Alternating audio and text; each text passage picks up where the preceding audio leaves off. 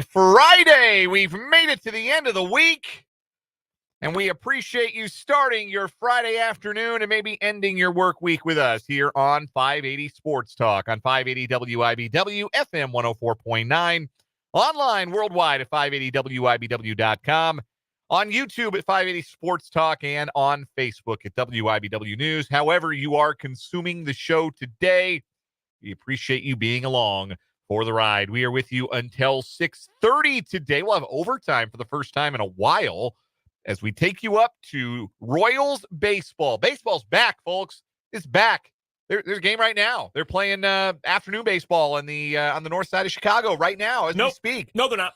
They're not? Not happening. Oh, not happening. That game is not happening. That game do not put on MLB.TV and think you're going to watch that game. They canceled it. I've actually never even heard of the Chicago Cubs. I don't know what a Diamondback is.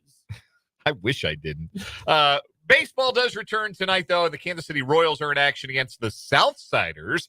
The Chicago White Sox in town for a 3-game series. We'll hand things off to the Royals Baseball Network at 6:30 for pregame coverage ahead of the first pitch tonight at the K at 7:10. So you've got an extra 30 minutes with us here today on this typically 4-hour program, 580 Sports Talk. I'm Dan Lucero. That other voice you've heard is Brendan Wierzinski. He's across the table from me in the studio. Trent Kraxner, producer, engineer, summer intern, man about town, outstanding athlete in Jefferson County history. We said top 50 yesterday. Top 50 to top 75, statistically speaking. I might check the stats.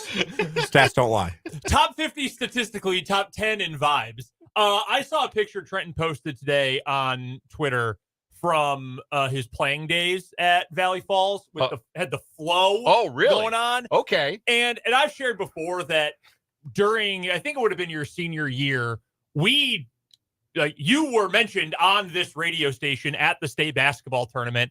And I saw this picture Trenton posted, and I thought, oh, yeah, I remember this kid. I remember this kid on the floor. Top 10 aura in Jefferson County history. He's our producer engineer today. Spencer Dupuis will be along later on in the program. And we invite you in to join us today, either in the YouTube live chat if you're watching on the YouTube stream. Again, the YouTube channel is 580 Sports Talk. Subscribe today. All it costs you is a click. You can be informed, get notifications to your phone or mobile device when we go live. Watch our live show, watch any archived video content we do, including past shows, and be involved in the live YouTube chat. Already seeing some folks filter in there to start their Friday with us. The Top City Metal Supply text line also open for business today. That is 785-272-9429. That's the number for the Top City Metal Supply text line. Lots to get to today. Obviously, the big story today, the Royals are back in action, pursuing the postseason. Would be the first time in 9 years if the Royals can find their way into the American League postseason this year. And we're going to discuss essentially the best case and worst case scenarios for the Royals here in what is technically the second half of their season. 65 games to go for the Kansas City Royals. What could go right that sends them to October? What could go wrong that sends them into a tailspin? We'll discuss what we think are the most important factors for the Royals down the stretch here in July, August, and September. We'll also revisit our preseason predictions. Some good, some not, I think, for all of us. We'll revisit those, dip our toes in that. It's almost a bonus on second thought, really. No, it really is. I'm going to be honest. I was looking through these earlier, though. I actually did better than I thought I may have. Some of these were not terrible predictions.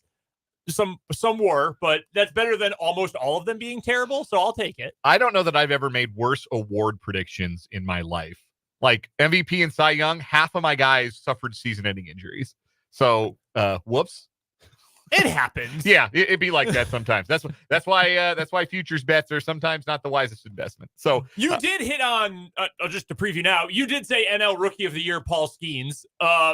Pretty good. That feels possible. Pretty good pick. That feels possible. So, yeah, I'll take that. But, yeah, we'll talk a little baseball here to lead off the program, the 2 o'clock hour of today's show, and later on preview this weekend's Royals and White Sox series. We also got lots of Chiefs to talk about today. This will be the final day before we get real live training camp content. Training camp begins this weekend. Sunday is the first practice in front of a live studio audience up there in St. Joe with the full team present, and it's full steam ahead from there for training camp. So today we have the number one storyline entering training camp for the Chiefs. We'll also get Matt Derrick's thoughts. Our Chiefs insider, Matt Derrick of ChiefsDigest.com, going to join us at the bottom of the 3 o'clock hour. And Chiefs President Mark Donovan spoke earlier today for the official training camp opening press conference. And he spoke for about a half an hour, and you're not going to hear everything he has to say, but we did pull the most important stuff because there are questions that some people have locally about the future of where training camp might be. And oh yeah, the future of where the Chiefs are going to play their home games, like what side of the state line. Mark Donovan had a lot to say about that today. So we're going to play his remarks in partial remarks from Mark Donovan and his training camp opening press conference earlier today. That's coming up in the 4 o'clock hour. Not to spoil too much, but Kansas is absolutely in play for the Kansas City Chiefs. And there's going to be some decision made within the next 6 months. I'm going to give you a hypothetical here. I think it is not impossible that KU is playing at Arrowhead Stadium for 4 games this year as part of what's essentially a home-and-home series. And they, when they move to Kansas, are going to play their games that the Chiefs will play at David Booth Kansas Memorial Stadium while they build Arrowhead 2.0. I don't know about that, dog. I'm just putting it out there. Hey, we've seen stranger things. The Seahawks played for 2 years at Husky Stadium. Bears played in Champaign. And Memorial Stadium. Yeah. The best highlight from that year, they played the Vikings. Randy Moss caught a deep touchdown pass from Dante Culpepper. And then they had just put up like temporary fencing behind the end zones. There just were like those wrought iron fences, not wrought iron, but those little like movable metal fences. And he just leapt over one. Like his momentum took him too far out of the end zone. So instead of jumping into a crowd, he just launched himself over this movable fence. It was very funny. So I guess stranger things have happened. I have my doubts that is the extent to which the Chiefs are going to have to go. Catch Travis Kelce and Taylor Swift at the Hawk. No, but for real. She's been there before. Yes, she has. I'm sure that Taylor Swift has shared that story with Travis. Oh, I'm sure. I would not be surprised if he had a story or would two you from like there. to visit a popular local nightclub known as the Jayhawk Cafe? The police presence that would be needed for that night would be off the charts. Utterly absurd. So lots of Chiefs to get to today. We'll also talk about the final 10 players on Pro Football Focus's top 50 players of 2024, top 50 NFL players. Don't worry, folks. Patrick Mahomes is where he belongs. If he hadn't been, we'd yell about it probably at the top of the show and for the next 4 hours. But no, Patrick Mahomes is where he belongs. Chris Jones is there too. So we'll talk about that later on in this program. Plus all of the things you've come to know and love from a Friday edition of the show. We'll play a little Change My Mind this hour. On Second Thought coming up in the 3 o'clock hour. We'll crown a weekly What Is Wrong With You champion in the 4 o'clock hour. This has been an outstanding What Is Wrong With You week, for the record. This has been one of the best weeks of the year. Man, I thought I had an all-timer today. I really thought I did. And then at the end of the story, someone died. Oh, and no. Very tragic. But man, just to tell you what it was, because it wasn't eligible, a grandma thought she was doing something nice for her teenage grandson, bought him an Almond Joy, left it on top. And she's like, oh, he's not home. He must have gone out for something. Left it on top of his computer. It's hot everywhere, as you know. It was some like big fancy Alienware gaming computer. Melted the computer? Melted to the computer. Oh, man. He lost his mind and hit his grandma with his car. What? And then the amazing thing, she's not the one who died. That is amazing. Yeah. That's a swerve. Okay. Yeah. Man, yeah. We have to leave that one on the cutting room floor, unfortunately. I know. I was so upset. I still think we've got 2 really good stories today to take on our Arby's roast beef thieves later on. We got sports talk headlines as well, the 5 o'clock hour. A good title does so much for a story. It really does. That's extremely true. We're also going to open up the 580 Sports Talk mailbag. Did you know we had a mailbag? Maybe you didn't, but fill it up today on the program. We're going to open up the 580 Sports Talk mailbag at the bottom of the 4 o'clock hour. We have been soliciting your questions in our Twitter mentions throughout the day. We got a few there. You can text your questions to the program on the top email supply text line, 785-272-9429. You can also leave questions in the YouTube live chat if you'd like. And you may be asking, how's this any different than when you do Ask Me Anything? Here's the response to that. We're taking sports questions this time. Ask Me Anything is a little personal. With the mailbag, if you've got a question about the Chiefs or the Royals or KU or K-State, or it could be a personal question. We'll take any kind of question, really. But if you've got a sports question, we'll answer it in the 580 Sports Talk Mailbag. Sports preferred, non-sports will not be rejected. That's how I was thinking of it. Yes, anyway. That's fair. That is the difference. That is the fundamental difference between the mailbag and the Ask Me Anything. The mailbag is the Sports Talk Mailbag for sports questions. But if a stray non-sports question slips in there, we could get to it. So we'll have some fun with that today. We'll keep it fun here on this Friday edition of 580 Sports Talk. But we begin today with the Kansas City Royals, who are finally, blessedly, back on the diamond tonight, and a chance to ease into the unofficial second half of this season with 3 games against the worst team in baseball, the Chicago White Sox, coming up. The White Sox doing the Royals the favor of not using one of their 2 actually good pitchers this weekend. Neither Garrett Crochet nor Eric Fetty will face the boys in blue and their occasionally iffy lineup. Instead, the Royals will face Rocky great Chris Flexen, who stinks, Jonathan Cannon, who they've already seen this year, who's a rookie, and Drew Thorpe, who's actually kind of a big deal prospect and might be good. Certainly the best of these 3 guys, but not Garrett Crochet and not Eric Fetty. So the Royals are kind of being done a solid inadvertently by the White Sox this weekend. It's the first 3 games of the 65 that will determine whether or not the Royals are back in October for the first time in 9 years. The Royals, again, are 52-45. They're 7 games behind Cleveland in the Central. They're 2 games behind Boston in the wild card hunt for that final of the 3 wild card spots. Yesterday, we had Max Reaper on the program from RoyalsReview.com. Max was gracious enough to join us. He's the editor-in-chief of that website. By the way, if you missed that interview or any previous episode of the show, check out our podcast page at 580WIBW.com for hour-by-hour breakdowns of the show, or go back and watch the video on our YouTube channel, 580 Sports Talk. And my last question for Max was asking him to finish this sentence. It's September 30th. The Royals have finished their regular season. The 2024 Kansas City Royals made the playoffs because. And Max finished the sentence with a reference to the bullpen, that they were able to find enough arms, whether via trade or internal promotion, to stabilize the back end of the bullpen, hold leads, and essentially win some low-scoring games and keep their head above water in that way. So that was Max's answer to the question. Now we're going to answer the question today. Let's all fast forward to Monday, September 30th. Game 162 is in the books, and either we're looking at a playoff bracket or we're not. That includes the Kansas City Royals. Let's imagine that we are. It's our A block segment on Monday, September 30th. And you, Brendan Dworzynski, say the 2024 Kansas City Royals made the playoffs because of something they've been good at all year. I think they would, on that date, if they had made the playoffs or do make the playoffs, I would say they made the playoffs because they have elite starting pitching. I think having an elite group, and I'm not talking about one really good pitcher and then like a few guys and, you know, the numbers are pretty good above average. No, I'm talking about great starting pitching. If you truly have that and you think every single time you go out, you not only can, but should win with matchups 1 through 5 in your rotation, you probably should be a playoff team, certainly can be a playoff team. And I think that is going to be the thing in the end that pushes this team over the line. And I think everybody would agree the starting pitching has been phenomenal. Aside from like a 2-week stretch a little bit earlier on, late spring, early summer, they've been phenomenal as a group pretty much all year round. There are a lot of question marks, I think, going into this second half of the year, though.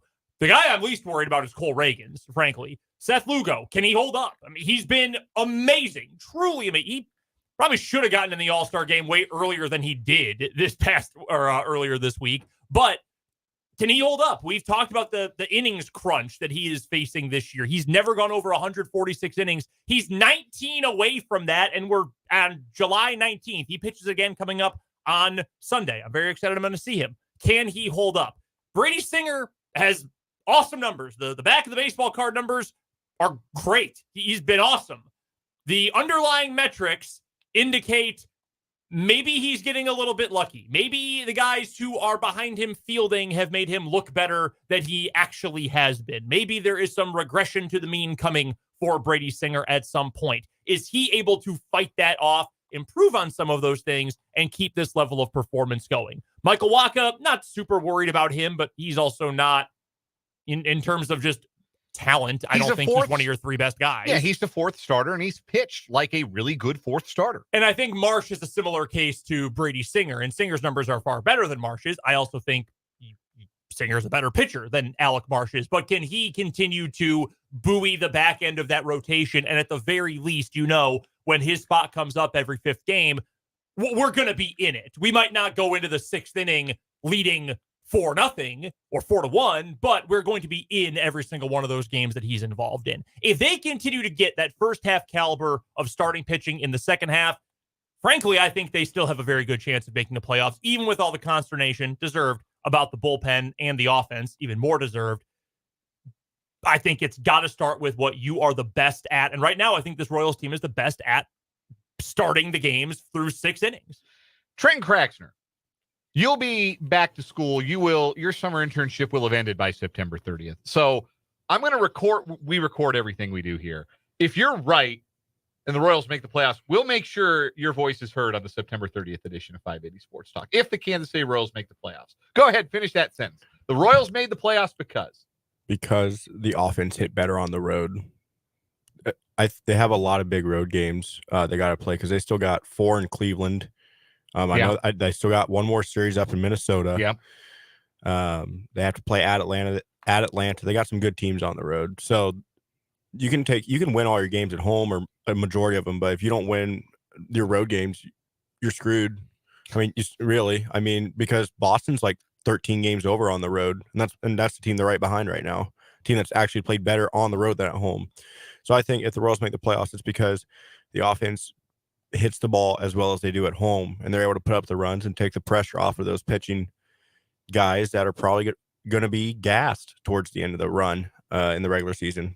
A 125-point difference in OPS between the Royals at home and the Royals on the road. We talked about it yesterday. 774 on base plus slugging at home, 649 on the road. That might be and probably is some small sample size noise, but if they can be closer to the home version of themselves on the road in the second half, then yeah, I do think that's going to give them a chance to win or at least hold their serve on the road. They're 21-27 on the road this year. If they can pull that back towards closer to 500, right at 500 on the road, it's really hard to miss the playoffs when you do that, especially with how well the Royals have played this year. Here's my answer to that question. The 2024 Kansas City Royals made the playoffs because they found a solution at the top of the lineup. I don't know if that's Maikel Garcia flipping a second half switch. I don't know if it's Adam Frazier turning back the clock to his all-star season of, I think, 2021, maybe 19. It was 19 or 21. I don't remember. I think 19 probably with the Pirates. It's maybe somebody who's not in the organization as we speak. Maybe it's somebody that the Royals acquire via trade. Maybe it's Taylor Ward from Los Angeles, the Angels. Maybe it's Luis Rengifo from the Angels. Maybe it's Jazz Chisholm from the Marlins.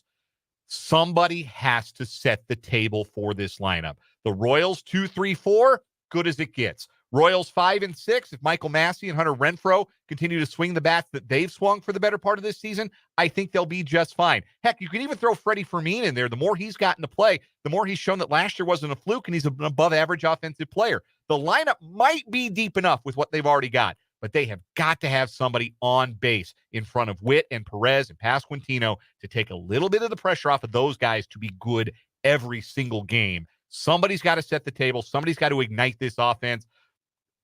Be a Ben Zobrist type at the very top of this lineup for the Royals. I don't know that player's out there, but the Royals need to go find that player, or they need a big jump forward in the second half from a Frazier or a Garcia. But that, to me, is the biggest key, because I do trust the pitching. I do think they found some solutions in the bullpen. I think Harvey and Bubic are going to make the bullpen a lot better these final 65 games. The top of the order for me is the ball game. They've got to get more consistent top to bottom production in the lineup. That's going to give them a chance to give their starters and that bullpen a little more breathing room. I think that's fair. I mean, you need to have more support, I mean, really, for your three producers you've got in the lineup. But I think having someone at the top is going to make things a lot easier on this team. I mean, however you want to approach having the leadoff hitter, if you want to go with a more, you want speed, a more traditional sort of setup. If you want to go with a guy who just gets on base all the time, that kind of setup, however you want to do it, having some more help at the very top is going to be very useful because you want guys on base so Bobby Witt Jr. can move them all the way around with a double. You want guys on base so Vinny Pasquantino can knock them in with a sacrifice fly. You want guys on base so Salvi can hit a home run and drive them in, whatever it is. I think that's a very basic sort of strategy right there. Also, the lineup is 1 through 9, but also it's cyclical, and 1 is going to come up after 9 as well. 1 it offers bats more often than 9, right? Bats more often than anyone, and it's going to offer a little more protection for those guys at the bottom of the order who, frankly, you can't replace all of them. You can't replace all of those guys who are net zero or net negative. And you don't need to. You can live with Kyle Isbell in the 9 hole. I think he's done enough with the glove and just enough with the bat to be a net positive player for you. But the one hole in the lineup bats the most. If that's the guy who's going to get the most at bats, he better be a little more productive than he has been so far. Real quick, the flip side of this.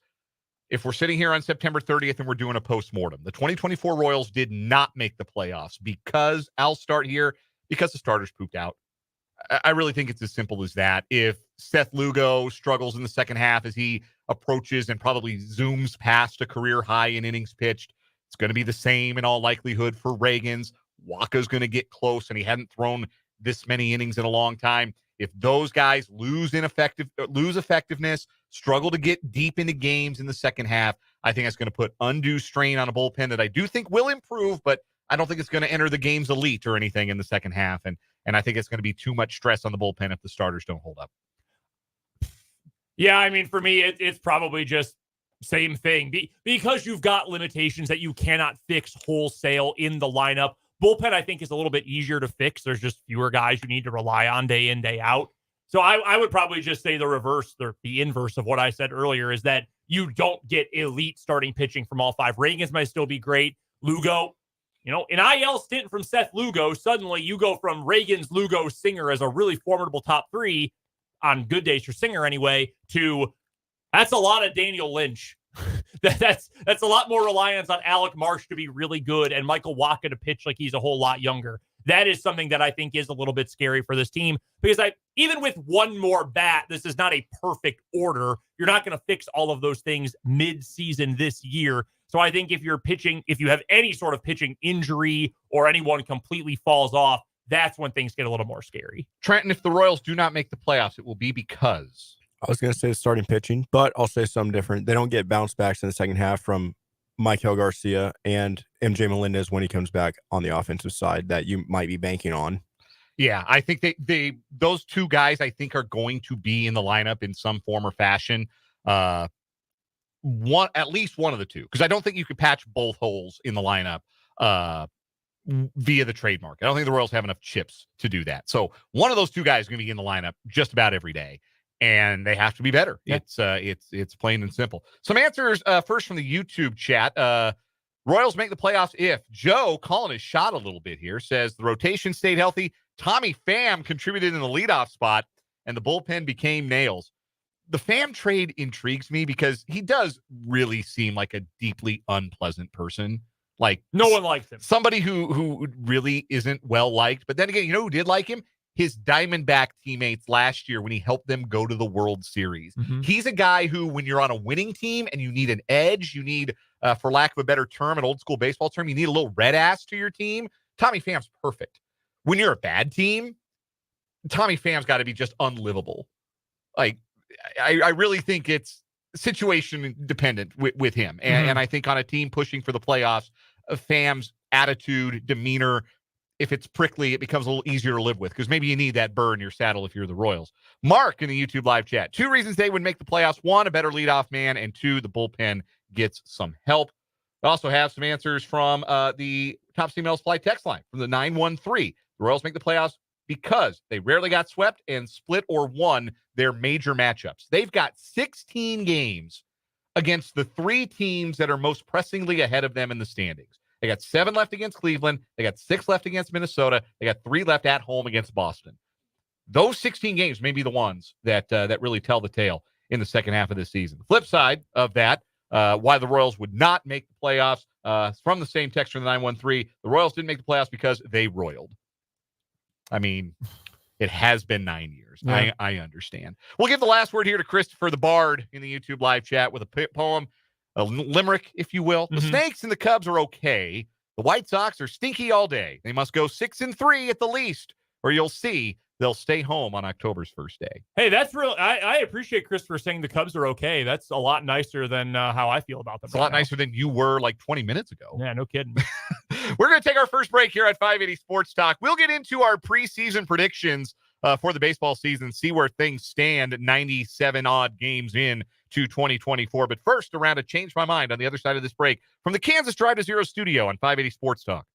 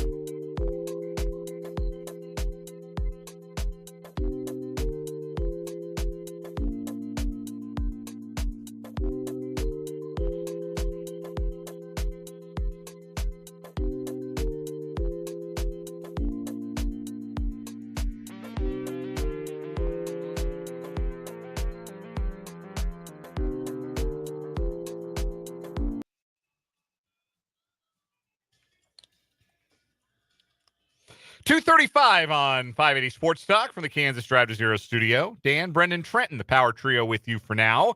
Spencer Dupuis will be along a little later on. Let's play a little Change My Mind, shall we? Brendan, why don't you go first? All right, change my mind. I'm going to go to the NFL for this one. I want to make sure I get my my numbers right here. I want to talk quarterback draft picks from this year. There was a story today, a rumor today, that J.J. McCarthy is being given and I want to use the quote correctly here, open-ended timeline for becoming the starting quarterback of the Minnesota Vikings. That does not sound especially great, to be completely honest with you. But maybe I'm spinning it negatively because he's a Viking, even though we're from the same hometown. So there were 6 quarterbacks taken in the top 12 this year. Caleb Williams, Jaden Daniels, Drake May, Michael Penix, J.J. McCarthy, Bo Nix, in that order. Again, all in the top 12. Another quarterback wasn't taken until the 5th round. Change my mind. At bare minimum, 4 of those teams will need a new quarterback within 3 years. Wow. So you're not real optimistic about this crop of quarterbacks, is what I'm hearing. I think Caleb Williams is a star. I think he is, like, in a few years already going to be the best Bears quarterback ever. Granted, low bar. Super low bar. I do believe in Drake May. I don't know that the system there is going to help him. His OC, Alex Van Pelt's been around forever. He worked with Aaron Rodgers for a long time. I don't like the players around him, but I do like Drake May a lot. I like Penix. Atlanta's a terrible organization. I don't like Jaden Daniels. I like J.J. McCarthy. I don't really know that I believe in him as an NFL starting quarterback. And why would I trust Bo Nix? Why would I trust a guy who essentially had one, like, real season of college football that wasn't? Maybe this year he'll be good. Like, I don't trust him. I don't. So, and I don't trust Denver, to be frank. So I believe in Caleb Williams, same as you. In 3 years, we're just going to start seeing Michael Penix. Like, I don't think the Falcons are going to know what they have in Penix, because I expect that Kirk Cousins will be their starting quarterback for at least the next 2 seasons, provided that he's healthy. God, imagine if he's not. Like, there's a level of play with Cousins that is always going to be good enough, right? Mm-hmm. And I think that's going to keep Penix on the bench and maybe for his first 2 seasons. So I guess then it comes down, because I'm also like, it's not going to work for Bo Nix. It's not. He's not, to me, a needle mover. And I think the Broncos might even be on a new coach in 3 years. Like, I think Sean Payton maybe says the hell with this. And, like, I am always willing to say I'm not rooting against the guy. Best of luck to him. I don't see it. I think almost everyone said that about Josh Allen. Josh Allen's the second best quarterback in the NFL. Oh, and yeah. I could not have believed less in Josh Allen. And, like, I like his arm. I don't really like the fact that he doesn't know where the ball is going. But Josh Allen had all the tools. The question was, can he learn how to play the position? Because sometimes it looks like he turns his brain off. And I don't know that Bo Nix has all the tools. Yeah, athletically, I don't think he's on the level of a Josh Allen. Like, that's not fair, because I think Josh Allen might be the most athletic quarterback in the league. Like, just combination of size and arm strength and running ability. No, I think he is. I think he's top of the charts. So, yeah, I don't believe that Nix is a long-term starter in this league, no matter how much Sean Payton wants to insist. Remember, I really liked Patrick Mahomes, and I feel the same way about Bo Nix. No, the hell you do not. No, you do not. You are a liar. Come on. So then it comes down to Daniels and May. I think one of those will probably hit. Okay. And one of those will probably hit well enough. So, yeah, I do. I feel like maybe it's a technicality, because we won't know what Michael Penix is. That's fair. But, yeah, I think that's a little too much. Trent, did you have a change my mind today? Yeah. Give it to us. Changed my mind. If the Royals don't go 6-3 on this homestand, I know we kind of discussed this a little bit yesterday, Dan. If the Royals don't go 6-3 on this homestand, they're in deep danger of missing the playoffs. You know, you've got to make your layups. This is, I think, the phrasing that I used on yesterday's show. You have to make your layups in a baseball schedule. And a White Sox series at home in 2024 is a layup. You have to win that series. The other series are going to be tougher. Arizona's played better ball out of the gate, or recently, I should say, than they did out of the gate when they really, really struggled. Still don't think they're a great team. Certainly don't think the Cubs are a great team. No. It is very possible to go 6-3, but I wouldn't panic unless they come out of this with a losing record. I think 5-4 is livable. But you got to win your homestands. Again, we talked about going 500 on the road. 500 on the road works when you win your homestands. The Royals have done a really good job playing winning baseball at home this year. If they win this homestand, I don't think I would push the panic button. 5-4 would be about good enough for me. Yeah, I think you can live with 5-4. I think 6-3 needs to be your goal. I mean, I think that should be your baseline goal here. But I don't think you're not cooked if you go 5-4. Now, if you flip that around and you lose 5, or God forbid you lose 6, then suddenly I'm hovering over the panic button at that point. I only said because the teams that they're chasing, comparing their schedules with who they're playing right now. Boston's got the Dodgers and the Yankees and that out of the break, and then the Guardians are playing the Padres right now this weekend, are playing good, and Minnesota doesn't play tonight because they play 2 games against the Brewers on Saturday and Sunday because the MLB doesn't know how to schedule rivalry games. But the point being is, if you don't capitalize now when they're playing the tougher teams, it's a missed opportunity to gain ground is what I'm trying to say with the guys. If you don't have a good homestand, completely wasted opportunity, and your schedule is dwindling on making up ground. No, I would agree with. I think the opportunity of the whole thing is definitely a good point. Real quick before we get to commercial, if I may, we had a texter from the 785 on the Top City Metal Supply text line when I just ragged on Bears quarterbacks a moment ago, who said Jim McMahon was I don't remember what phrasing Wasn't awful, which is true. No, that is correct. Not awful is like the third best quarterback in the history of that franchise. Like that's what we're dealing with. I would say he's probably second. I think it's him and the scrambler, Bobby Douglas. Or Sid Luckman. I think you're probably thinking of Sid Luckman. Yeah. The answer is Jay Cutler, and it's funny, and people will laugh and roll their eyes, but then you go look at the numbers, and it's him. Like Sid Luckman was a good player. They also ran the T formation. He threw 1,700 passes in 11 years. Like Tom Brady did that in 2 seasons with the Bucs. That's what you're dealing with this organization. That a guy who played and ran the T formation is still on the list of best quarterbacks in franchise history. By the way, in terms of yards, here's your Bears top 5 all time. Number 1, Jay Cutler. Number 2, Sid Luckman, who again ran the T formation in the 40s. Jim Harbaugh, 3rd. Jim McMahon, 4th. Mitchell Trubisky, 5th.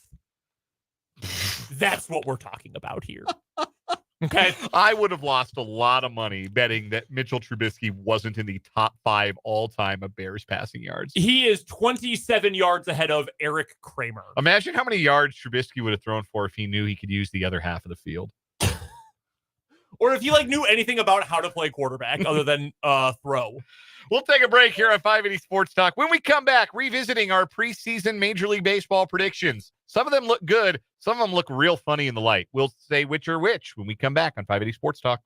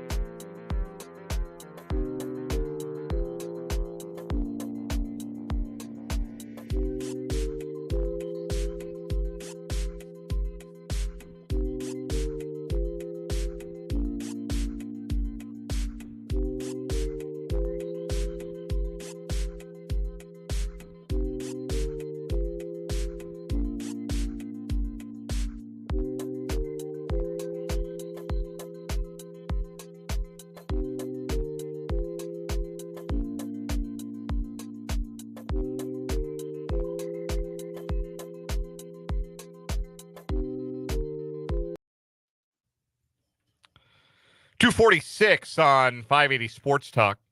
Still to come on the show today, our number one storyline for Chiefs training camp. So they get ready to start it this weekend. We'll also hear from Mark Donovan. Had a lot to say about where Kansas sits as far as a possible future home for a Chiefs stadium. So we'll hear from Mark Donovan, his training camp opening press conference later on the show. And we'll talk Chiefs in the 3 o'clock hour with our Chiefs insider, Matt Derrick of ChiefsDigest.com. He'll join us at the bottom of the 3 o'clock hour. All the way back on March 27th, we made our preseason predictions for the Major League Baseball year of 2024. And none of us had the Royals reaching the playoffs. That is still very much a possibility, although they are outside the wild card places for now. That is still much more possibility than I think any of us thought would be. Looking at the American League predictions, all three of us, including Spencer here, and Spencer will be along later on in the show, we all had the Orioles winning the AL East. Right now they're in a virtual tie atop the division. Brendan, you were the only Guardian believer. Not only the only one to pick them to win the Central, the only one to pick them to go to the playoffs. That's right. I know ball. Spencer and I each had the Twins. We all had a different division winner in the AL West. Right now, the Mariners are the leaders. I was the only one to pick the Mariners. Brendan had the Astros, but also had the Mariners and Rangers going to the playoffs. I also had the Astros and Rangers going to the playoffs. And Spencer picked the Rangers to win the West, but also had Houston and Seattle going to the playoffs. So we were all really big high. AL West fans. Yeah, we were all really high on the American League West. And at this point, I would be surprised if they got more than one playoff team. Yeah, it's going to be tough. Brendan, your other wildcard team was Tampa Bay. They're a 500 club. My other wildcard team was Toronto. They stink. Spencer, the only one of us to believe in the Yankees. I don't know what I was thinking. Thinking the Yankees were going to make... I guess I was concerned about their starting pitching with no Garrett Cole to start the year. I didn't know Luis Gil was one of the best pitchers in baseball. Hand up. That one's on me. I was not familiar with his game. No, me either. I will admit that. Yeah, that was new to me. Over in the National League, we all picked the Braves to win the East. We all had Philadelphia going to the playoffs. Braves have obviously suffered some injuries, about which more later on. In the Central, Brendan and Spencer both on the Cubs to win the Central. They are emphatically not doing that right now. I would like to point out the prediction wrong. I would like to point out I was sitting right where you are, Dan, and I said on the air I hated picking them, and I did not feel good about that whatsoever. It almost felt like I had to by default. I picked the Reds, and I mean they're 47 and 50. They're at least fun. Yes, they're fun. They're frisky. I had to pick at least one out of nowhere team. Yeah. I had the Cubs going to the playoffs. Spencer picked the Reds to go as a wild card team. None of us believed in the Brewers, who are 4.5 games up in that division. And frankly, I don't know that the Brewers believed in the Brewers. All the guys they got rid of this offseason. And yet here they are, leading that division. You know the gross thing? The Cubs currently have 5 teams ahead of them that are out of the wild card picture, and they're still only 3.5 out of the wild card. The NL is really down. Yeah, the National League reeks. I was doing my tiers, my league tiers on Thursday, and most of those wild card teams I put in the please lose your 2 games and get out of the way tier. Like, I don't want to see them in the playoffs any longer than the wild card round. I get it. Don't be the 2023 Diamondbacks and ruin cool matchups for us. NL West, we all picked the Dodgers. They've got a 7-game lead over Arizona and San Diego. Brendan had Arizona making the playoffs. I had San Diego making the playoffs. Spencer had Arizona as a wild card team as well. Both teams are still in that mix. Arizona and San Diego, both a game behind the Mets right now, who are the final wild card team. The Mets, it only ever works for them when they're rallying behind something stupid. First, it was Grimace. Yes. And then it was Jose Iglesias, who I had forgotten was still an active baseball player. Yeah. He was a Rocky 2 years ago, and I don't think he played last year. If he did, I missed it. And now he's like the talisman for the Mets, and he did a song, and it's like the team anthem. Yes. And you are correct. He did not play baseball last year. Funny game, baseball. Our overall predictions, Brendan had the Braves over the Astros in the World Series. Would you like to offer a new prediction? Dodgers over Orioles.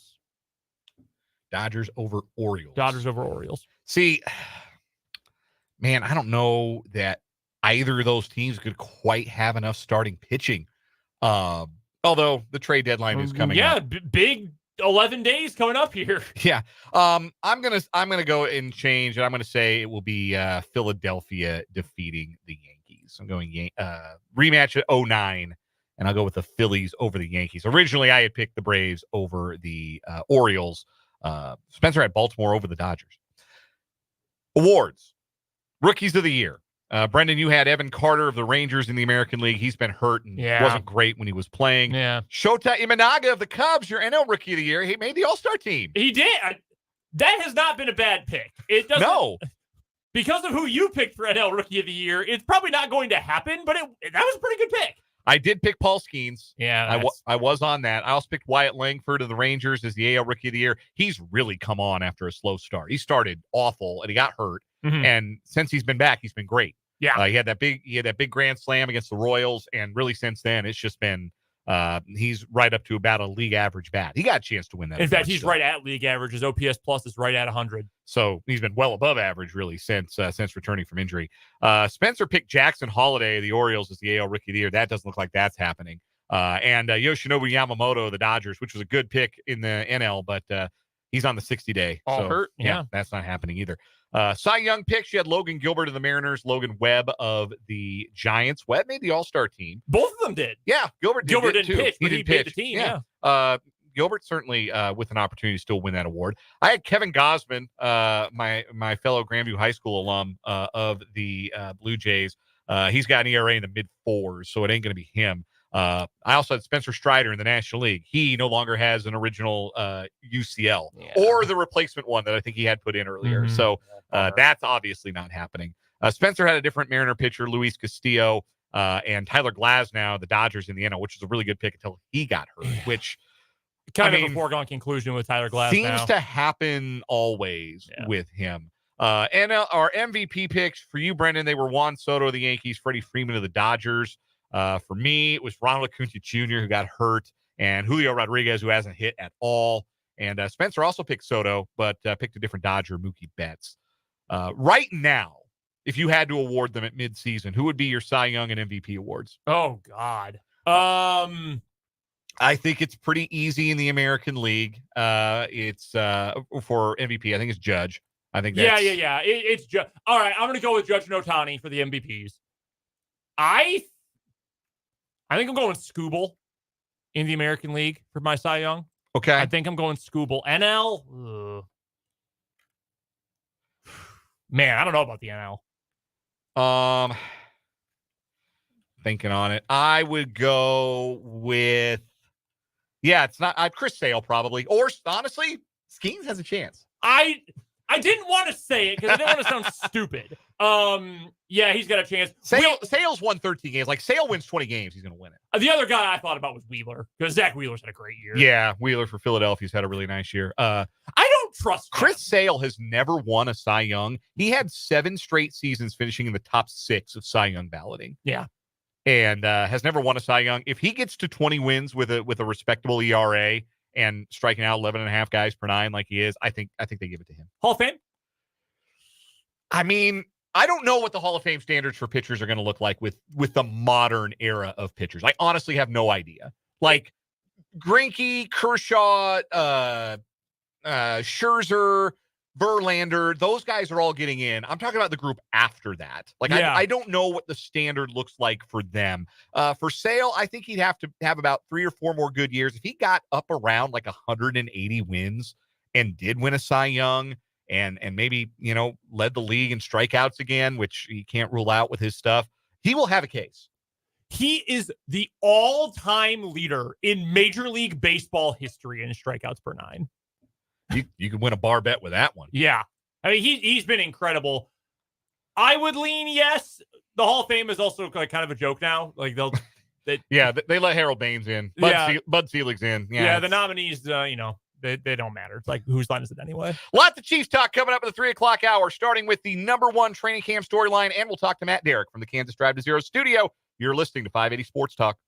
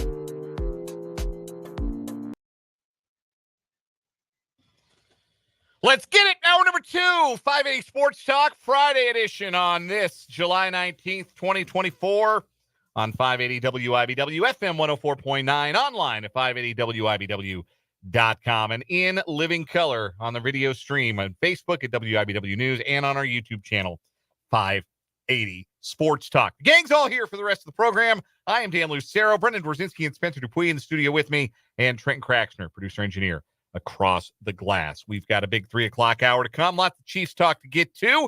Our number 1 storyline for Chiefs training camp. And we talked to Matt Derrick, our good friend, our Chiefs insider from ChiefsDigest.com. He was in St. Joe today for the Mark Donovan press conference, which we'll hear some choice cuts from in the 4 o'clock hour. We will get Matt's thoughts when he joins us on the Fleming Place Wine and Spirits hotline at the bottom of this hour. Well, did you see he was on time today? Have you seen all the crap he's gotten on Twitter? Yeah, he's been getting some flack for not being first in attendance at training camp every day. It's kind of funny. All the beat writers have been having a competition who can get there first to take the first picture of a player walking onto the practice field. Matt has not won yet. That's surprising to me. Me too. I really am surprised because I actually thought he had won the other day. I must have misread his tweet. Oh, I thought he said he was over still. I could have it wrong. We'll have to confirm. Yeah, we'll see where he stands in the first man in derby. Speaking of being in attendance, I can't believe you're here today and didn't just take the day off to go play college football 25. I did purchase college football 25 today. I did. I had to restore the feeling. I went and paid cash at the GameStop to buy the game. So I walk in, right? Mm-hmm. I walk in the GameStop here in Topeka, and guy had me pegged right away. He saw me walk to the table. He goes, "College football?" I say, "Yes." PS5, please. He's like, "Yeah, I smelled mid-30s on you." Yeah, I don't know what gave me away other than being a 37-year-old man wearing a college team logo T-shirt. I don't know what clocked me as a, maybe I was there for, maybe I was going to look through his used game stash. You don't know. You don't know me. Don't judge this book by its cover. No, he had me clocked right away. Although it is possible that that's the only reason anyone was coming in there today, at least this morning, because there were 2 people behind me in line. There was a kid probably about no older than 14, 15, and his younger sister, and he was clutching a pre-order receipt. And then there was a woman, I would say college age, maybe a little older than college age, and she had a pre-order receipt. And I said, "Oh yeah, you're here for the same thing I am. You just had the foresight to order before me." And that's fine. That's really funny. It's taken over the world. Everybody I know is playing it. Do you remember back in the day when games came out and you could go to GameStop at 7 o'clock at night and there'd be a line? Oh yeah, like the midnight releases of NCAA football or Madden or whatever it was. Yeah, I never partook. I'm not like a serious gamer. I just like the sports games. But no, I remember when video game releases used to be an event. This is the first one that has felt like an event in like a very long time. And even in a different way, but like a big deal for people to have. And people are, taking like pictures with their phones of their screen, loading the game, and just everybody's really excited to get to play it for the first time in 11 years. Too, this has kept the non-political people on Twitter alive this week. Yeah, people who are not interested in the RNC. Yeah, yes. Something for people to talk about that is not that. I have never taken part in a late night or early morning, I guess, video game release. Same with a movie. Like, I'll play it eventually. If I want to see a movie, I'll see it eventually. Like, I don't need to have it right away. Like, I'll get it later. They stopped doing midnight releases. Now they do like 7 p.m. on Thursday releases. Yeah, for movies. I've got vicious FOMO, as it turns out. It was very difficult this week. I thought I could do it, and it was hard. What made it easier was I have other responsibilities in my life. My closest friend group, we've got 4. There's 4 of us. 3 of us went to major Power 4 universities, to Wisconsin, Illinois, and Kansas. Save your jokes. We're good at football now. My other buddy went to Valparaiso. Not exactly a football powerhouse. In fact, they play in the Pioneer League. They are non-scholarship D1 football. He, however, is the one who has been playing nonstop for the last several days and cannot get enough of it. Hey, he's probably got the Team Builder website cracked open, creating his beloved. They're not the Crusaders anymore. No, they're the Beacons, I believe. That's actually kind of sick. I think being the only one of your mascot is cool, whatever your mascot is. So I think being the lone beacon is actually kind of tight. Yeah, it's because they're like I think the whole thing is like we're a beacon of God's light or something. It's something to that effect. That's fine. Teach his yeah, own, to own his each.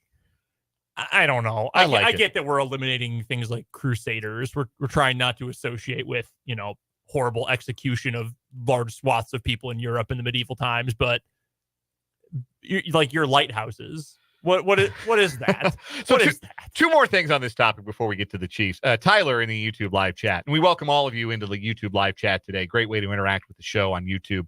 Our channel is 580 Sports Talk. Tyler writes, sports video games are different these days. It was an event to play multiplayer, and it's just not the same playing online these days. Facts. That is big facts. I will never play a stranger online. I just have no desire to do that. I think it was Roger Sherman on Twitter the other day who said, my beef is with the computer and the computer alone. And that is correct. That is how I feel. I want to beat the computer. Not the PlayStation, not the AI, the computer. I want to beat the AI. I call it the computer. That's how old I am. It's the computer. I don't care whatever system it is. It could be a Nintendo 64. It could be a Dreamcast. It could be Xbox, whatever. It's the computer. I want to beat the computer. I'm playing against the computer. I'm trying to beat the computer. So that is who I like to play with. I do not get into the whole online gaming aspect of it. The other thing is, as you may be aware, as I alluded to earlier, I have some responsibilities in my life these days that are going to keep me from totally binging this video game in a way that I might have done, say, the last time it was released when I did not have a family. Do I go instant gratification on Dynasty mode and jump right in with a good team? Or is that going to be as rewarding, even if I don't get to play it a lot right away, and I should just go down to the lower levels and build from scratch like I did many, many times in years gone by? Here's where I stand on such a matter. Everyone said, I can't wait to build up Marshall and turn them into a power. I can't wait to do that at Akron. I like Kansas, and I'm going to play at Kansas. That's what I'm going to do. Sure. When I was a kid and my sister went to South Carolina and they were really good at football, you know what I did in every version of NCAA I had? I played at South Carolina. Save the other stuff. I'm playing as the team I like. You, Spencer, and you, Trenton, have Division I alma maters. I do not. My team is not in the game. Are you going to build your team? No, I don't. Could I get FCS Midwest and rebrand them as the Washburn Ichabods though, and lead them to a championship? I did see Charles Chaney, who writes about sports for the Butler County Times-Gazette. He created a Butler Community College team and was posting on Twitter about playing as them. I might dig into the team builder and see what I can do with it. I think that's fun, but I don't like I don't know. I'm a little past the create a team. That feels like something I did when I was a teenager. I'm ready to use the real teams. Although one thing I will be doing regardless of who I choose to start my dynasty with, we're going back to the old conferences. And I don't just mean the conferences from last year. I don't mean the conferences from 2012. I mean the conferences from when I was 8. Can you make the Southwest Conference? I am turning the Sun Belt into the Southwest Conference. And so are you just going to have a buttload of independents then? Yeah, 48 independents. Okay, yes, correct. That also feels like the 90s. Yeah, you don't get to be in a league, Louisville. You don't need to be in a league, Penn State. We're going back to the way God intended. 8 teams in the Big 8, 10 in the Big 10. The last time I had Marshall relegated to 1AA. Come on, don't do us like that. Hey, you might win a national title again, though.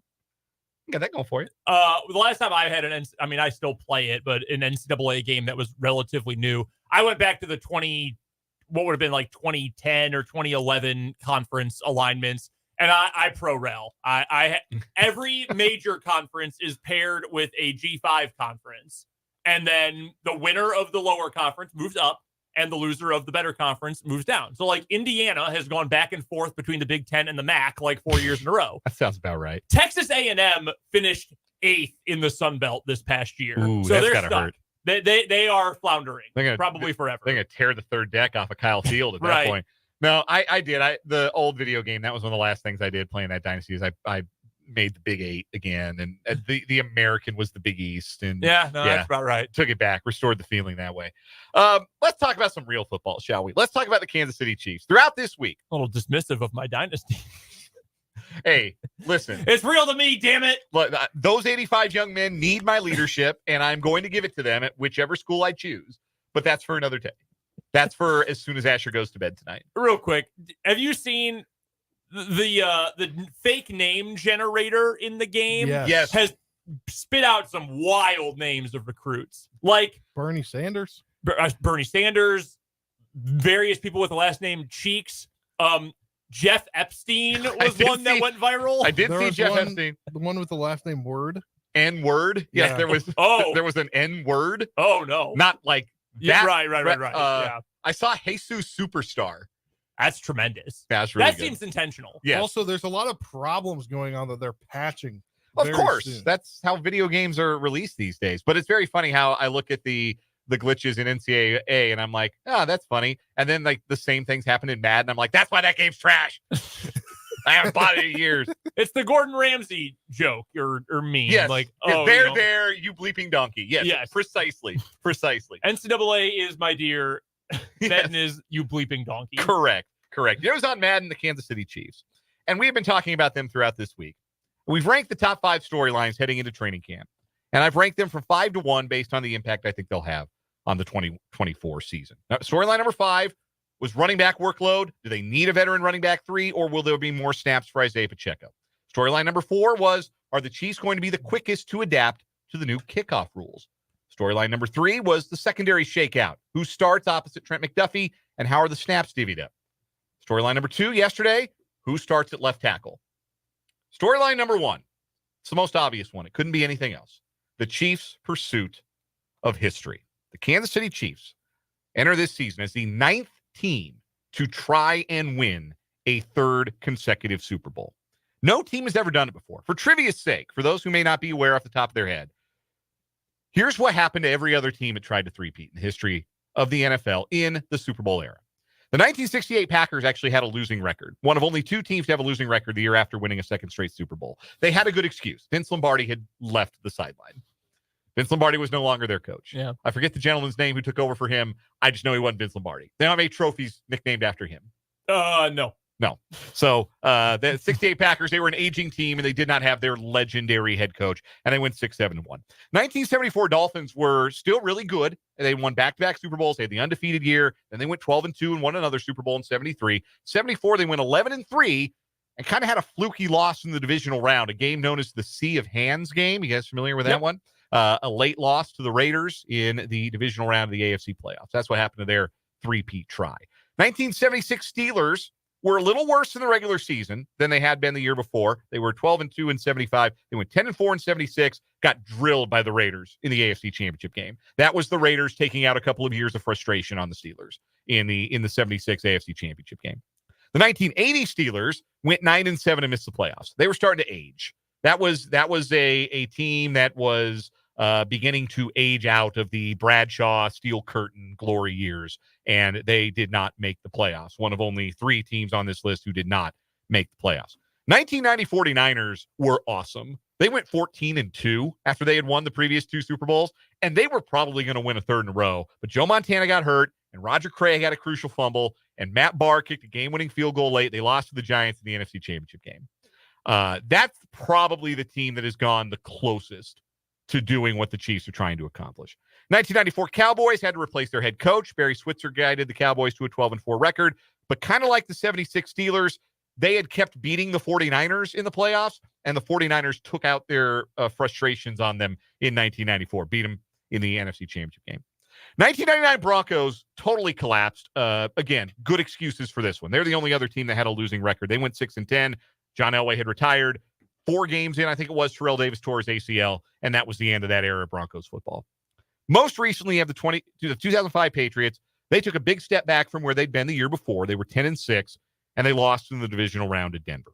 You'll note that there are only 3 instances of this ever happening in the salary cap era, and this is the first time in 19 years that a team has entered the season chasing a 3rd straight Super Bowl. Now, the Chiefs have proven that the circumstances surrounding their regular season and playoff run really don't seem to matter much. Mm-hmm. Can they win as the top seed in the AFC? Oh, yeah, they can do that. They can win with the bye.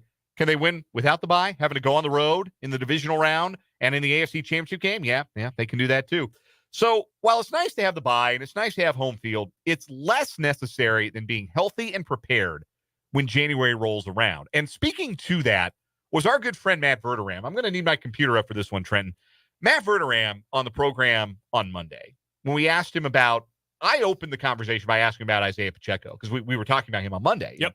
Do we think Pacheco might see an increased workload this year? And Verderam's answer spoke to a larger point about what he thinks things are going to look like for the Chiefs this season. This was Matt Verderam on Monday's edition of the show. I wonder with the Chiefs this year if they are going to be very, very judicious with the way they play their starters snap-wise this season. And I think they'd be well advised to play guys 10% less than they normally do. Obviously, look, there's nothing you can do with the offensive linemen. Like, they're going to be out there every snap, Mahomes, all this. But, like, if you normally play Kelsey 85% of the snaps, I play him 75% of the snaps.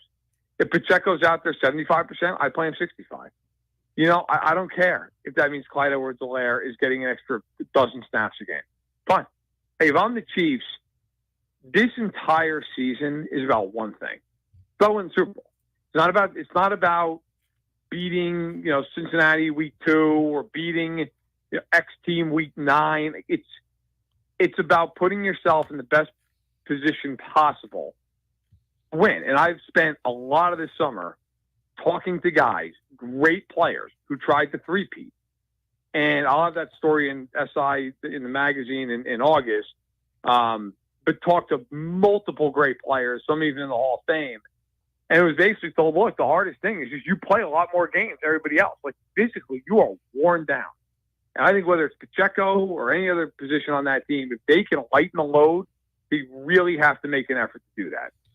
Again, that was Matt Verderam, our NFL insider, on Monday's edition of 580 Sports Talk. And the more I thought about that, the more I think that's exactly how the Chiefs are going to approach this 2024 season. That the goal is not to dominate the regular season. The goal is to win the third Lombardi. The goal is to make history.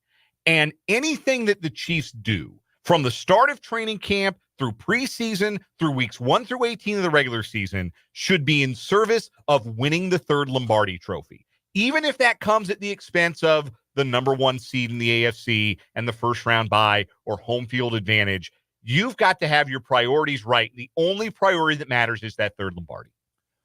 I don't disagree. My only hang up with this topic, though, is how many players does that actually matter for? I think of 2, and you got 11 guys that play on offense.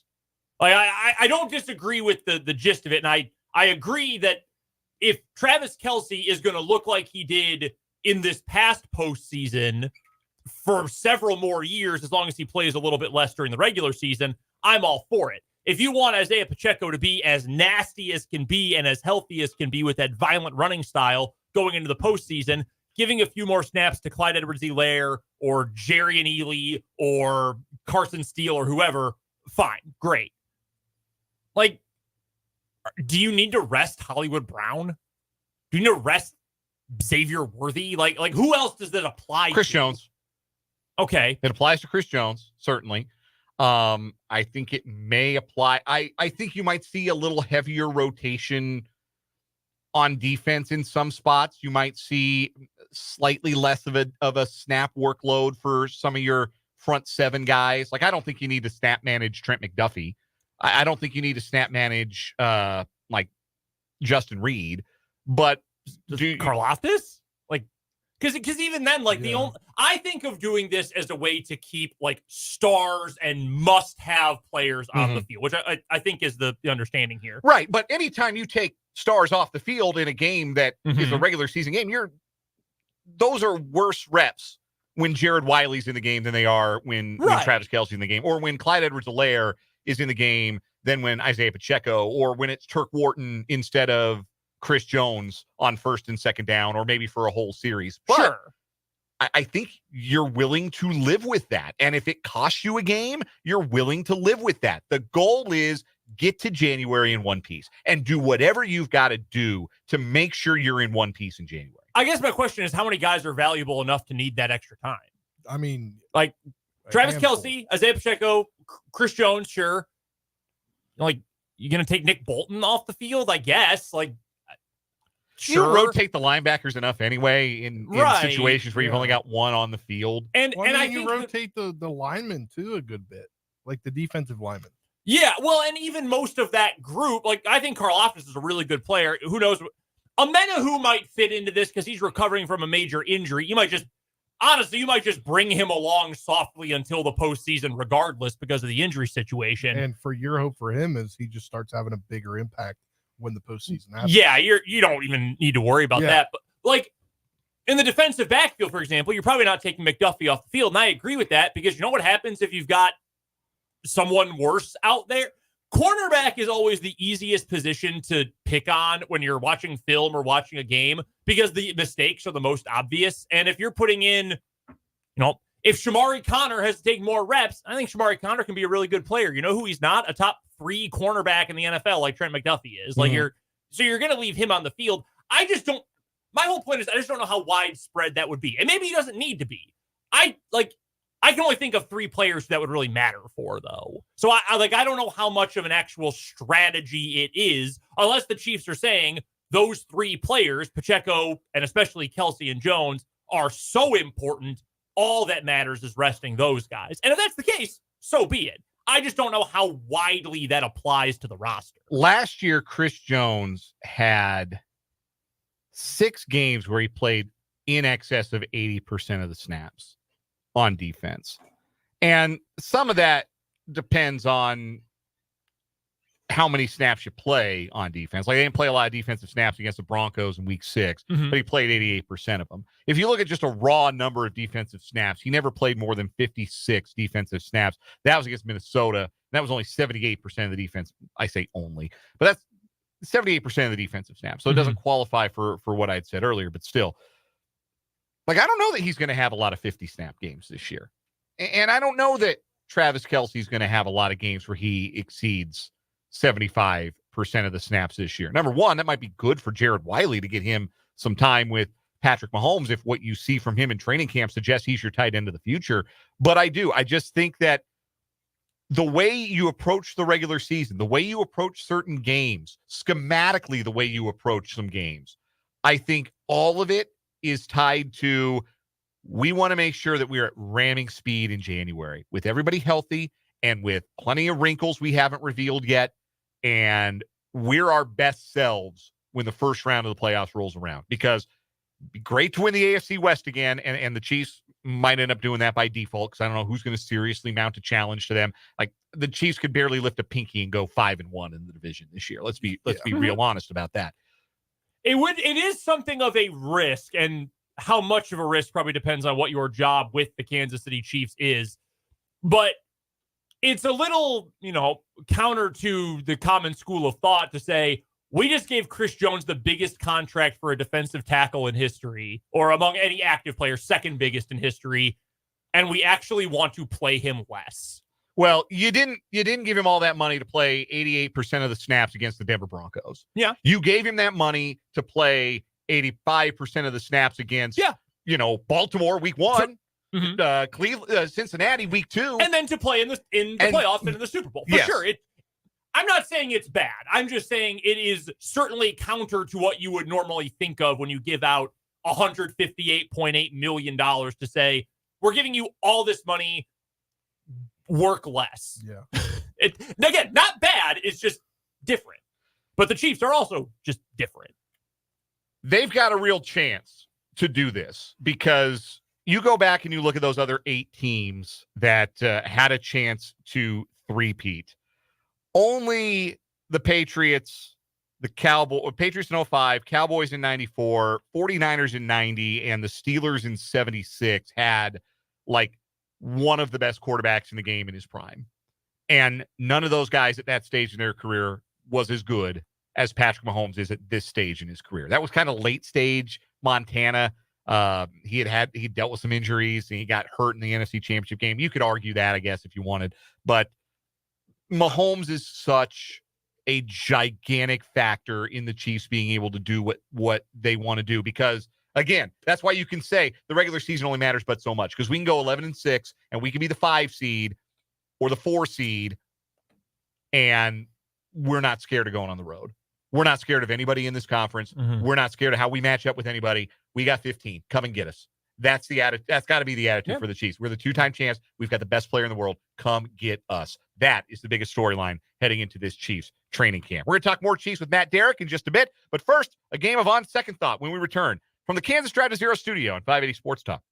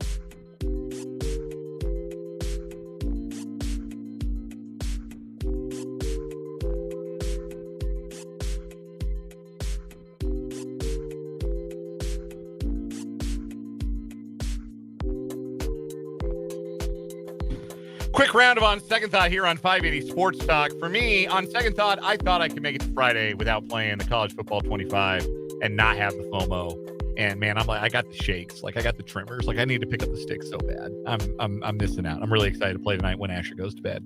My on second thought is I was about to respond to a tweet that said it was the Mount Rushmore of your favorite players from teams you hate. And I thought I would be able to figure one out for Mizzou. I can't do it. Don't like a single Mizzou athlete ever. Fair is fair. Spencer. I didn't make any bad takes this week. I don't have it on second thought. That's fair. I haven't had enough time to make any bad takes. Haven't been here enough. That's true. You haven't had the shot volume as in a typical week. We So. got another 2.5 hours, though. We'll see. On second thought, you thought Jackson Holiday was going to win the American There League you Rookie go. of the Year. There it is, And right there. yeah, swing and a miss on that one. Yeah. Matt Derrick joins us next on 580 Sports Talk.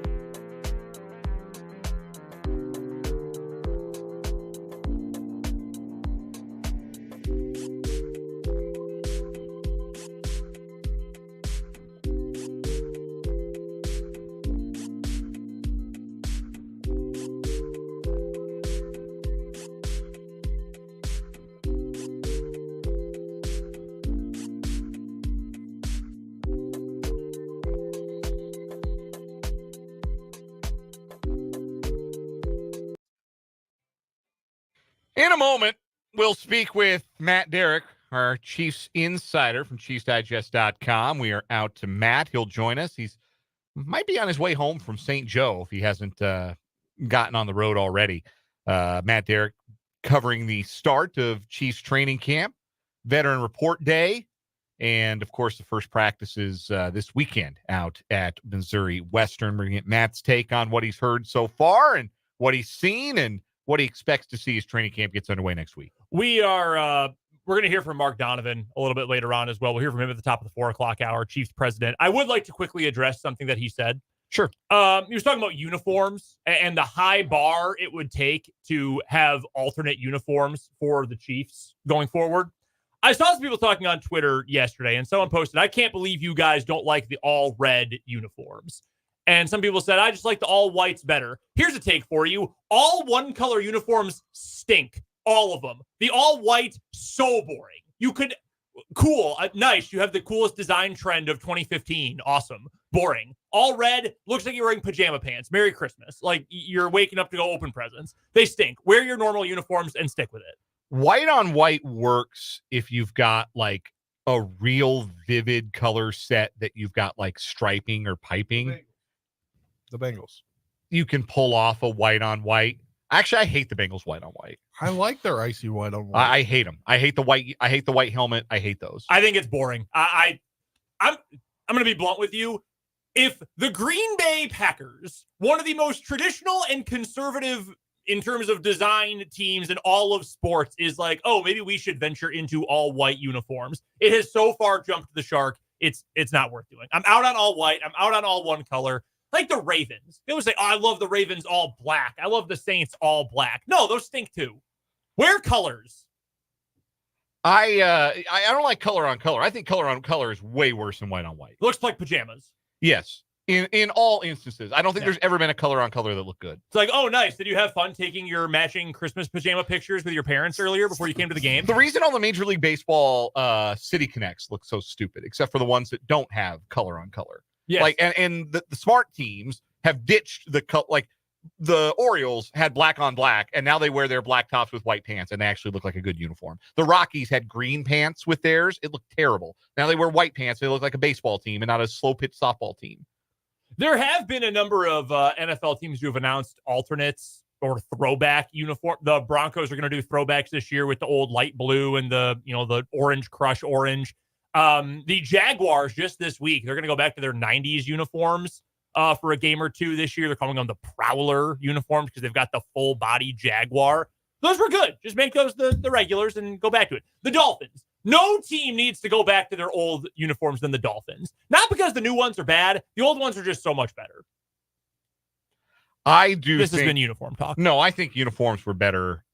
All uniforms were better when you personally were 10 years old. That's when everybody had the best uniforms. Well, that too, and you always wanted them. Like when I was 8, 9, 10 years old, I got a LaDainian Tomlinson jersey. Mm-hmm. Just because I liked that powder blue or that light blue. Yeah. Oh yeah, the powder blue is awesome. Like I love the Chargers light blue jersey. Oh so yeah, I bought one. Yeah, no, those are classics. Not a Chargers fan whatsoever. I had a LaDainian Tomlinson Charger throwback jersey when I was in high school. Right now, we are pleased to be joined on the Funny Place Wine and Spirits hotline by our Chiefs insider, Matt Derrick of ChiefsDigest.com. Check out his work at ChiefsDigest.com. Find him on Twitter at Matt Derrick. Matt, how does St. Joe, Missouri feel this time of year? This time of year has actually felt pretty good. The temperatures today, I mean, this is almost perfect. It was like in the upper 60s. There was a little bit of breeze. It was amazing. Clearly, the cell phone service between Kansas City and St. Joe needs a little work, but we're okay with that. Matt, how badly do you wish you were getting to stay in one of the dorms at Mo West? Not badly at all. I mean, I would like to stay in the dorm if for no other reason to be a fly on the wall and see what's going on in there and playing some college football 25, getting the whole experience. But sleeping in the dorm, no, I'm done with that.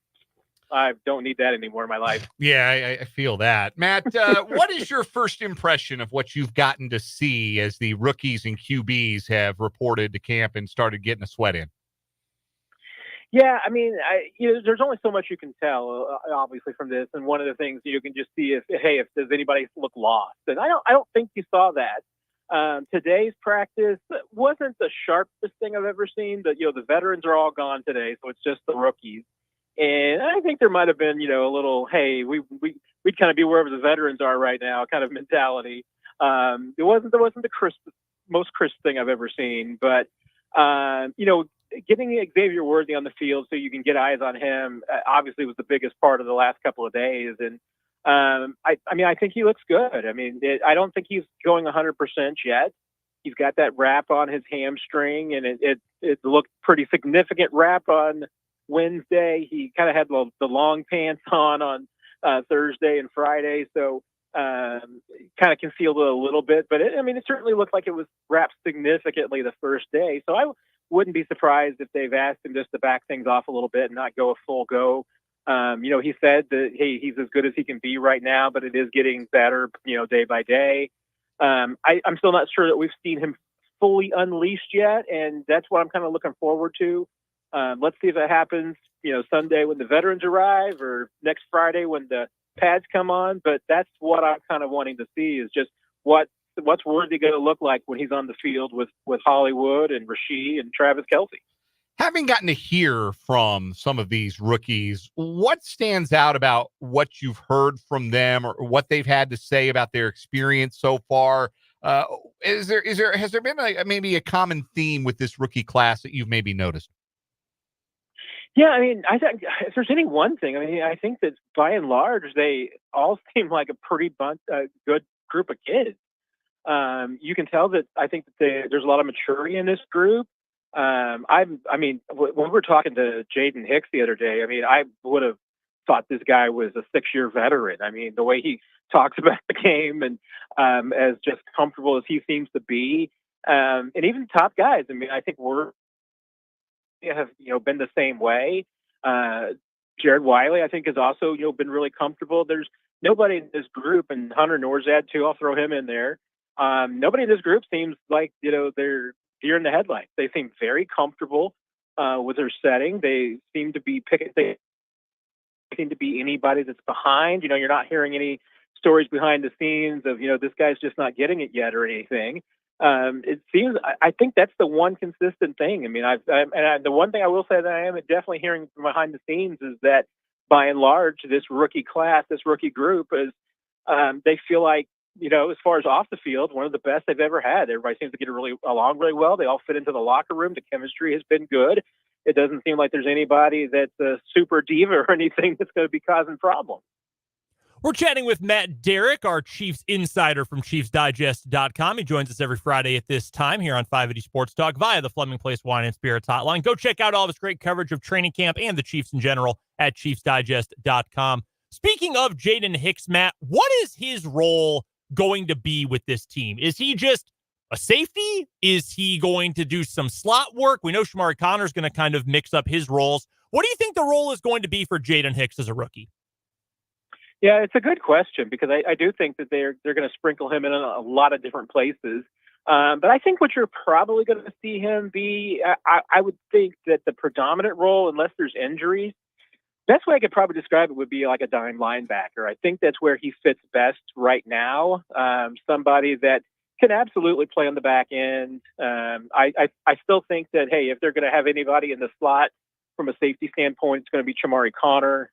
So he probably would be more of like maybe the primary backup across the board. I think the Chiefs are going to play a lot of 3 safety looks, which means that 4 safety is going to be pretty important. And I think it's going to play a lot of snaps because, guys need breaks. And Hicks seems like the guy that can fit in a lot of different places. And like I said, not just safety. Linebacker too, you can play him in the box. So, and certainly the one thing that it seems like they've been working with him a lot has been being that kind of dime safety, a guy that, can show blitz, maybe and actually blitz sometimes.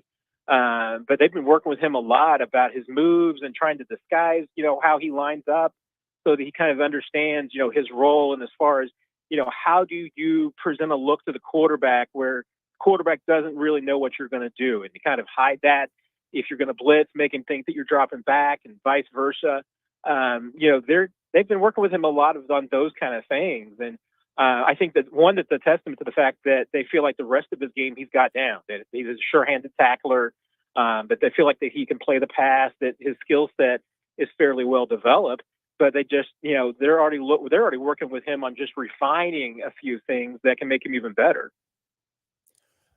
Speaking of guys needing a break, needing a little bit of a rest, we've talked a few times this week on the show, Matt, about the concept essentially of load management for some of the Chiefs, some of the veterans for this Chiefs team. Do you think that the plan for Andy Reid and this team this year may include a little bit more of easing up the workload for Travis Kelce, Isaiah Pacheco, because running backs get worn down a lot, Chris Jones on the defensive side? Do you think there may be a little bit more intentional, not even full resting, but just limiting of snaps to make sure those guys are ready to go when January rolls around?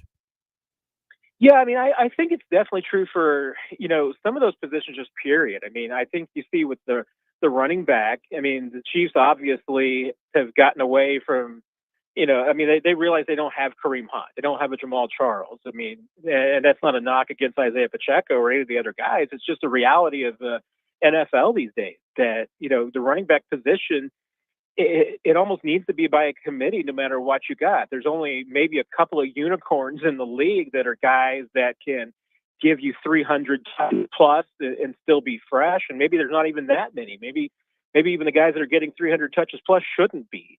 But, that's what the Chiefs, feel like that they do it best right now, is that they're better off with running back by committee than putting all the workload on one guy. And I think that you could absolutely see them continuing to do that with Pacheco. And, one question is going to be is that if he becomes a 3-down back, do you give him more drives off? And then maybe, whether it's Clyde or it's a third running back that picks up some of the workload, how do you manage that? But I think you're right. I mean, I think that Jared Wiley is absolutely capable of giving Travis Kelce more time off, I think, than any tight end that they've had in a while. Just because of his size and his skill set, he just translates to Travis's game so much better. It's not like taking Noah Gray and putting him in Travis Kelce, because it's kind of a round peg into a square hole. I mean, and I think the same is true with Chris Jones. I mean, you're talking about him getting close to 30. You do want to manage his workload a little bit more. It's just, do you have people who can come in and give you snaps that won't make you miss Chris that much? I think they do want to try and manage the workload for all those guys. We're joined by Matt Derrick of Chiefs Digest here on the Fleming Place Wine and Spirits Hotline. And a player that met with the media in the last couple of days was Louis Rees-Zammit. He's going to play an interesting role this year. Obviously, special teams seems to be the big focus for him. But how much, if any, time do you think that he'll get on the offensive side of the ball this year? I mean, based on what we can just continue to see, I think there's going to be a decent amount of plays designed for him. I mean, you look at it, and that's the thing. I mean, all of this could change next week. I mean, I'm circling next Friday, the 26th. That's the first day that they're going to be in pads. There's a couple of players that I'm circling because it's like you need to find out who these guys are and what they are once the pads come on. And Lewis is at the top of that list. I mean, because I really don't know. I mean, he's had football before. He's had some practices in Europe against guys that are not on this level. Obviously, he's played rugby. I mean, there's some toughness there. You know that. But, you really don't know how he's going to make an adjustment once he starts getting hit. I mean, that's what Andy Reid said back in OTAs is that, hey, his pad level will adjust the first time he gets hit. And I like the fact that he's looking forward to it and he's relishing it. But, it was a little telling today when Chris Oladokun, mentioned that they nicknamed him Twinkle Toes because he just kind of runs on his toes and a little bit too upright. He's working on it. And I think he's better than he was during OTAs, but, he still has to work on that running style, kind of get himself a little lower. He's got to work on carrying the ball and protecting it a little bit better. And that's only going to happen when, you can have contact. And then once he gets to that point and you really know what he is, then I think you can kind of figure out, hey, is this a guy that's just going to be a special teamer for now? Or is this a guy that, you can sprinkle into maybe 15 snaps a game and use in an H-back kind of role or a running back or, I've seen him split out wide. I mean, the Chiefs are willing to do a lot of things with him and put him in a lot of different places. I'm not sure year one he's like an every down player, but I think that Andy Reid can find some creative ways to use it for sure. Matt Derrick of ChiefsDigest.com is our guest here, joining us on the Fleming Place Wine and Spirits on hotline on 580 Sports Talk. Matt's work at ChiefsDigest.com. He's on Twitter at Matt Derrick. Matt, last question for you as we get started in earnest this weekend. First open practice is on Sunday. What, by and large, and this can be as micro or macro as you want, what are you most fascinated to see early on in training camp? The storylines, the players, the personnel groupings, or whatever it is. What are you most fascinated to see from the start? I mean, definitely the first few practices. I mean, it's going to be a passing camp. I mean, so to me, it's going to be watching the passing game, and I'll apply that to both sides of the football because I mean, definitely watching how Mahomes fits together with the new pieces, how Hollywood fits in, how Xavier Worthy fits in. Does Rashid continue to look, better than he did last year? I mean, those were some signs that we saw in OTAs that were definitely in the positive. But now it's getting serious. Now it's going to be, how does this offense look? Does it look like it's going to be better than it was a year ago? But then you're also going to be testing the secondary. So it's going to be really watching those guys. I feel pretty safe with what you got in Trent McDuffie, but you need to figure out the rest of it. Josh Williams, Najee Johnson, on down. Jalen Watson, when he gets back, who's going to be that number 2? Who's going to be the 3?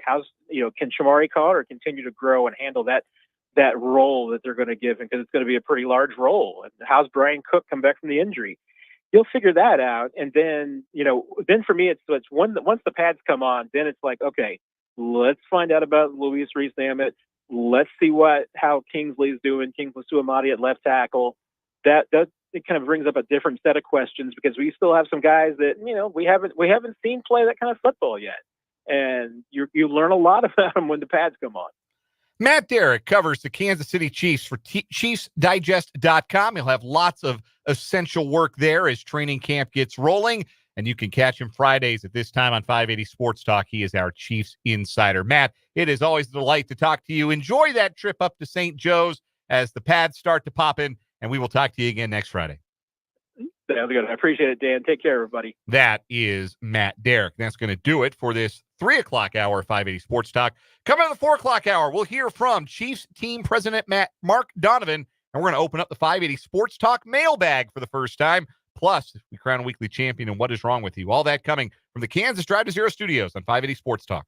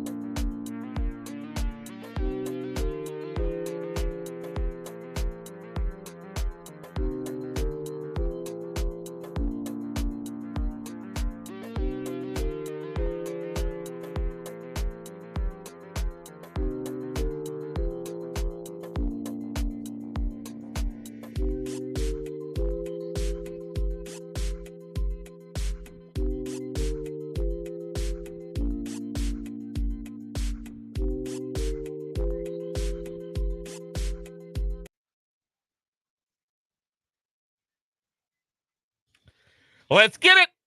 Hour number 3 of 580 Sports Talk on this Friday. Gang's all here. Dan, Brendan, Spencer, Trenton, hanging out with you on this Friday.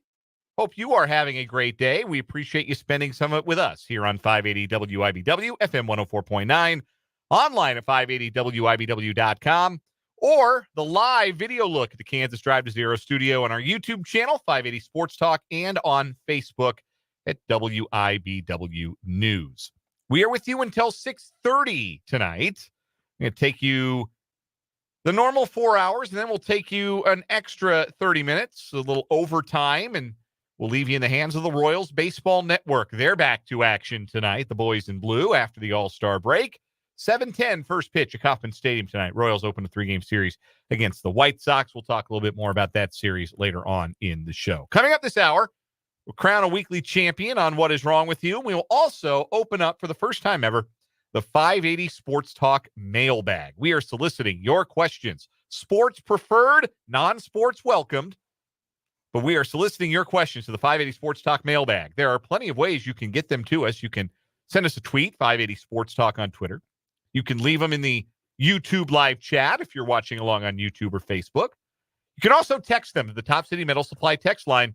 That's 785-272-9429. No more wasting money on metal pieces that leave you with unnecessary leftovers.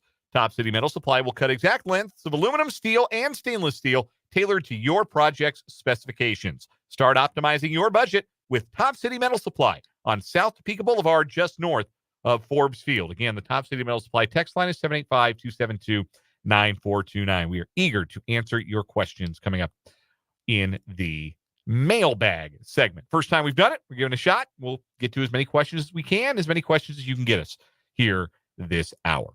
But we're going to start with the president of the Kansas City Chiefs, Mark Donovan, who spoke earlier today at the yearly training camp opening press conference. And there's a lot of business speak and, oh, we're so grateful for our partners and all of this stuff. And you're not going to listen to that. I'm not going to subject any of you that don't want to hear that to that. But Mark Donovan did have some interesting things to say today about the future of Chiefs training camp in St. Joe at Missouri Western and the future of the Chiefs stadium plans. There's a deadline. We now know that. Kansas is very much in play. We suspected that, but now we're hearing it directly from the president of the club. Mark Donovan spoke for over 30 minutes earlier today. We have condensed it down to the greatest hits, so to speak, and the most interesting things that Mark Donovan had to say at his press conference. Without any further ado, here's the president of the Kansas City Chiefs. Proud and privileged to be part of a reigning Super Bowl champ, proud and privileged to be part of a back-to-back champ. And I will say from my perspective, Coach and Brett and the players will talk about this, but from my perspective, we are really embracing as an organization and as a team the opportunity that's in front of us, which is to create even more history in the National Football League team and be the first in the National Football League and be the first team to go back to back to back. So we're excited about that challenge and that opportunity. Yeah, President Donovan, we understand that next year is the final year that this contract exists with Missouri Western State University. You said coming here as a part of the culture for this organization. Mm-hmm. Past next year, what are you guys looking at? Will you guys continue this relationship, knowing that last year is the final year? Yeah, I was asked this earlier, and I responded with, why wouldn't we? It's been a great partnership. It's been something that, as I said, we're proud to have been here 14 of the last 15 years. We expect that to continue. We'll do what we always do, and it's a great relationship because we will get through this camp. At the end of camp, we'll sit down and talk about what went well, where are the challenges, what was better this year than last year, what was worse than last year, what can we do to improve. And with Andy, with his team, with Elizabeth and her team, there's an understanding of, well, what do we need to do to make it great? And year in and year out, they have responded to be able to do that. We've gotten support from the state of Missouri to do some of the things we've done over the years. We've made improvements this past offseason to this camp. Some of those improvements have been specific to our fan experience, which you'll see there as camp opens. So as we continue that process, we fully expect to be back. There's a reason we have extensions that are a year or 2 years long. We think that flexibility is important on both sides. A lot of stuff is coming up in this, in our future when you look at not only the stadium stuff, which I'm sure we'll get to, but also World Cup and how do we, how do you plan for that as it relates to training camp? So we just want to have some flexibility there. But I think our track record speaks for itself. That every couple of years we extend our deal, and we fully expect to do that going forward. I have a two-part question. Number one, are you guys interested in being by yourselves on the Jackson County ballot in November without the Royals? And the second part of this question is, how serious are you taking the Starbond legislation passed over in the state? Yeah, so first part of the question, I would answer it this way. Regardless of the November situation, because I'm not sure the details of that just yet and the reality of that, I think it's important to acknowledge that when we were going into the vote in April, we felt like, and this is a tribute, I believe, to Clark Hunt and to John Sherman, like the tradition of this town, the tradition of the two organizations, the tradition of the Truman Sports Complex, we'd always been together. Everything about that process was we were together. And we felt like it was appropriate that we be together in that effort. Going into the vote and leading up to it and then post-vote, we were very clear that we were all in to make that option work. If it didn't work, we'd have to look at other options. Early on in those discussions, we were pretty clear with the Royals that it probably makes sense if we're looking at other options to look separately. There was a conversation that happened shortly after the vote between Clark and John, where Clark called just to have a discussion about this kind of makes sense for us, want to get your feelings on it. And John was in complete agreement. We said all along, these are two very different projects, and it made sense to go separately. So that's what we've done. We're still in contact, texted with the Royals leadership team yesterday.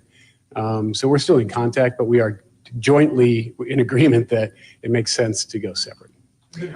Yeah, Starbond. So I've said this publicly. We appreciate the efforts that the Kansas legislature made to really supercharge Starbonds to make it make sense for a professional sports team to come over there and take advantage of that.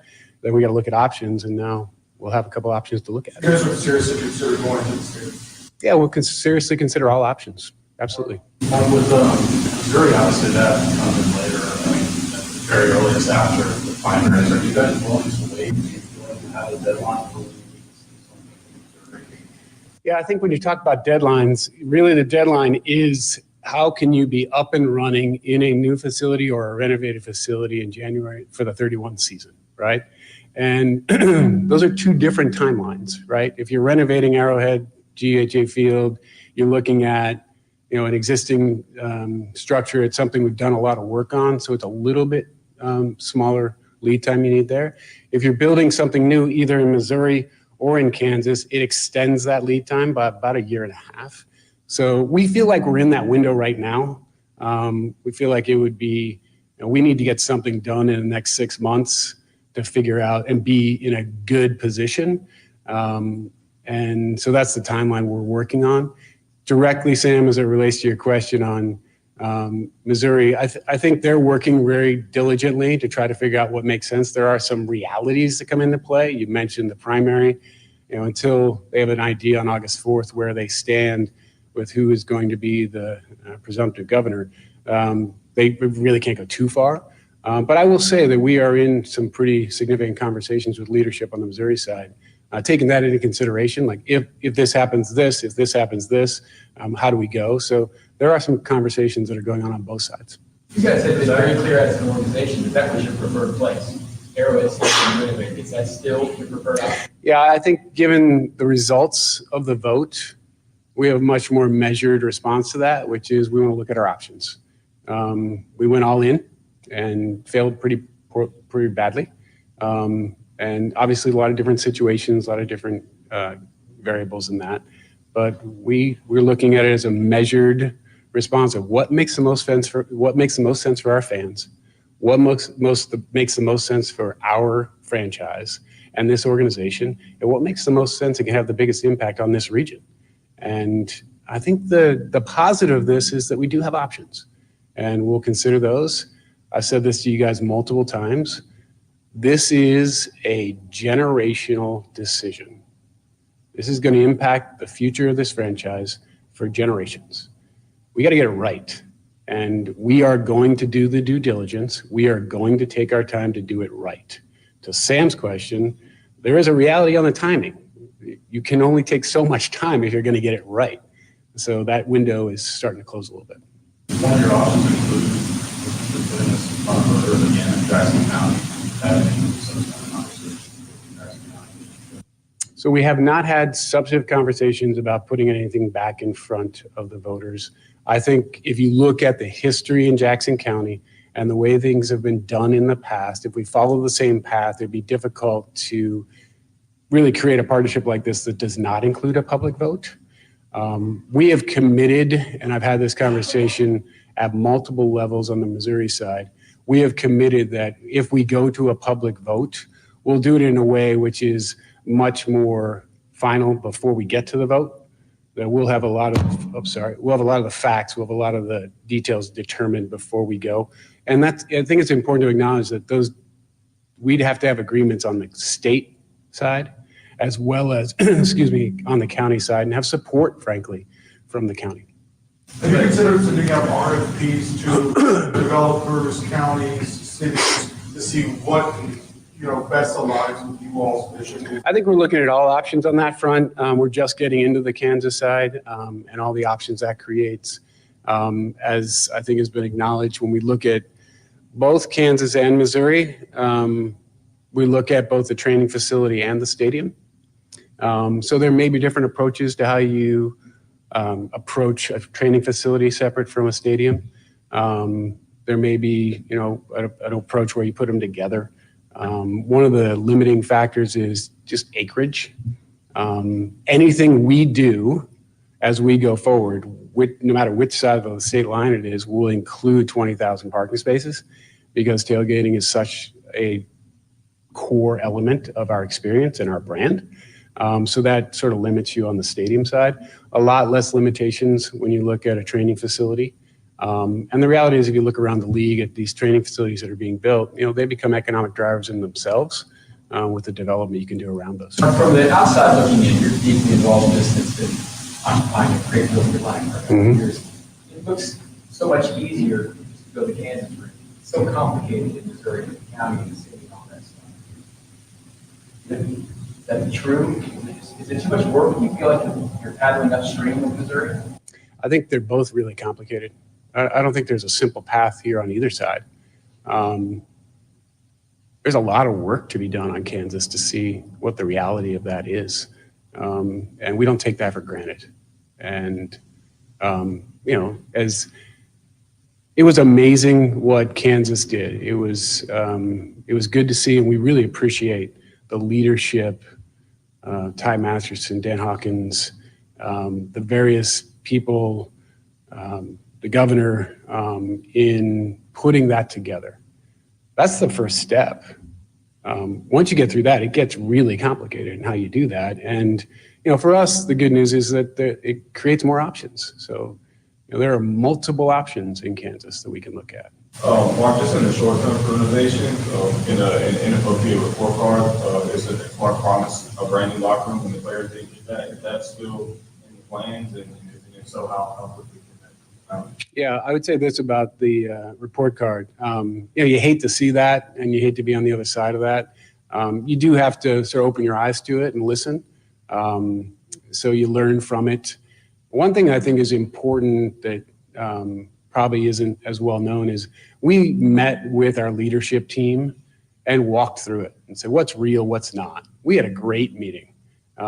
It's a smaller group of players, but it's the leaders of the team. And in that meeting, we shared with them that in the middle of last season, we had committed to a $3.5 million upgrade to our entire cafeteria. You guys walk through that when you're going through there. When you walk through it the next time, you'll see a whole different space. It was really driven by the fact that we need to get more, more efficient in how we are able to prepare and produce food. Some of our back of the house things were out of date. So we looked at that and said, well, if we're going to do that, let's do the whole thing. So that's one of the big things we shared. The second thing is, we have a great indoor but it wasn't air conditioned. So we committed to make that happen. We had done that, in the middle of last season. So that was in response to the year before. So a lot of those things hadn't been communicated to the players. So they looked at this year and said, what's going on? So once we were able to have that meeting, the feedback was really positive. I think specific to the locker room, a couple of the guys said, our locker room's great. We actually like our locker room. Don't mess with it. If you're going to mess with anything, make changes here and here. And that's what we've done. We'll continue to do that. Hate to bring it back to the renovation and new stadium question, but you also got to look at if you got a new training facility, potentially, how much more money do you invest in this? We'll put $7 million into that facility this year. That'll get us through 31. But what do you do going forward and how do you adjust? And over the years, and you guys have seen some of this, we converted that turf field into grass. That was something that we felt was really important for our players and our coaches. It's continuous as we go year in, year out. So that was Mark Donovan, the president of the Kansas City Chiefs, speaking earlier today to open up Chiefs training camp. And obviously the headline is a 6-month deadline to essentially determine what side of the state line they would like to play on and where they would like to play following the 2030 season. And Donovan admitting that it's possible the answer to that question might still be Arrowhead Stadium if there's another renovation. But one way or another, there's going to be some money spent by somebody to make sure the Chiefs have some new amenities and a nice home beyond 2030. And very complimentary of Kansas and Kansas State representatives in what they have done to make themselves make a stadium in Kansas a viable option. But it doesn't sound like there's as much confidence in what that would look like as there is confidence in what it would look like if it happened in Jackson County. Yeah, I will say this based on those comments and how you laid it out right there, Dan. Those comments about how nice Kansas is and the lawmakers and everything, that had nothing to do with Kansas. That had absolutely nothing to do with our legislature in this state, with an area where they could build, nothing. Those comments had zero to do with Kansas. That had everything to do with Mike Parson, Quentin Lucas, Missouri, figure your you-know-what out. This is advertising to me. And if you disagree, that's fine. Let me know.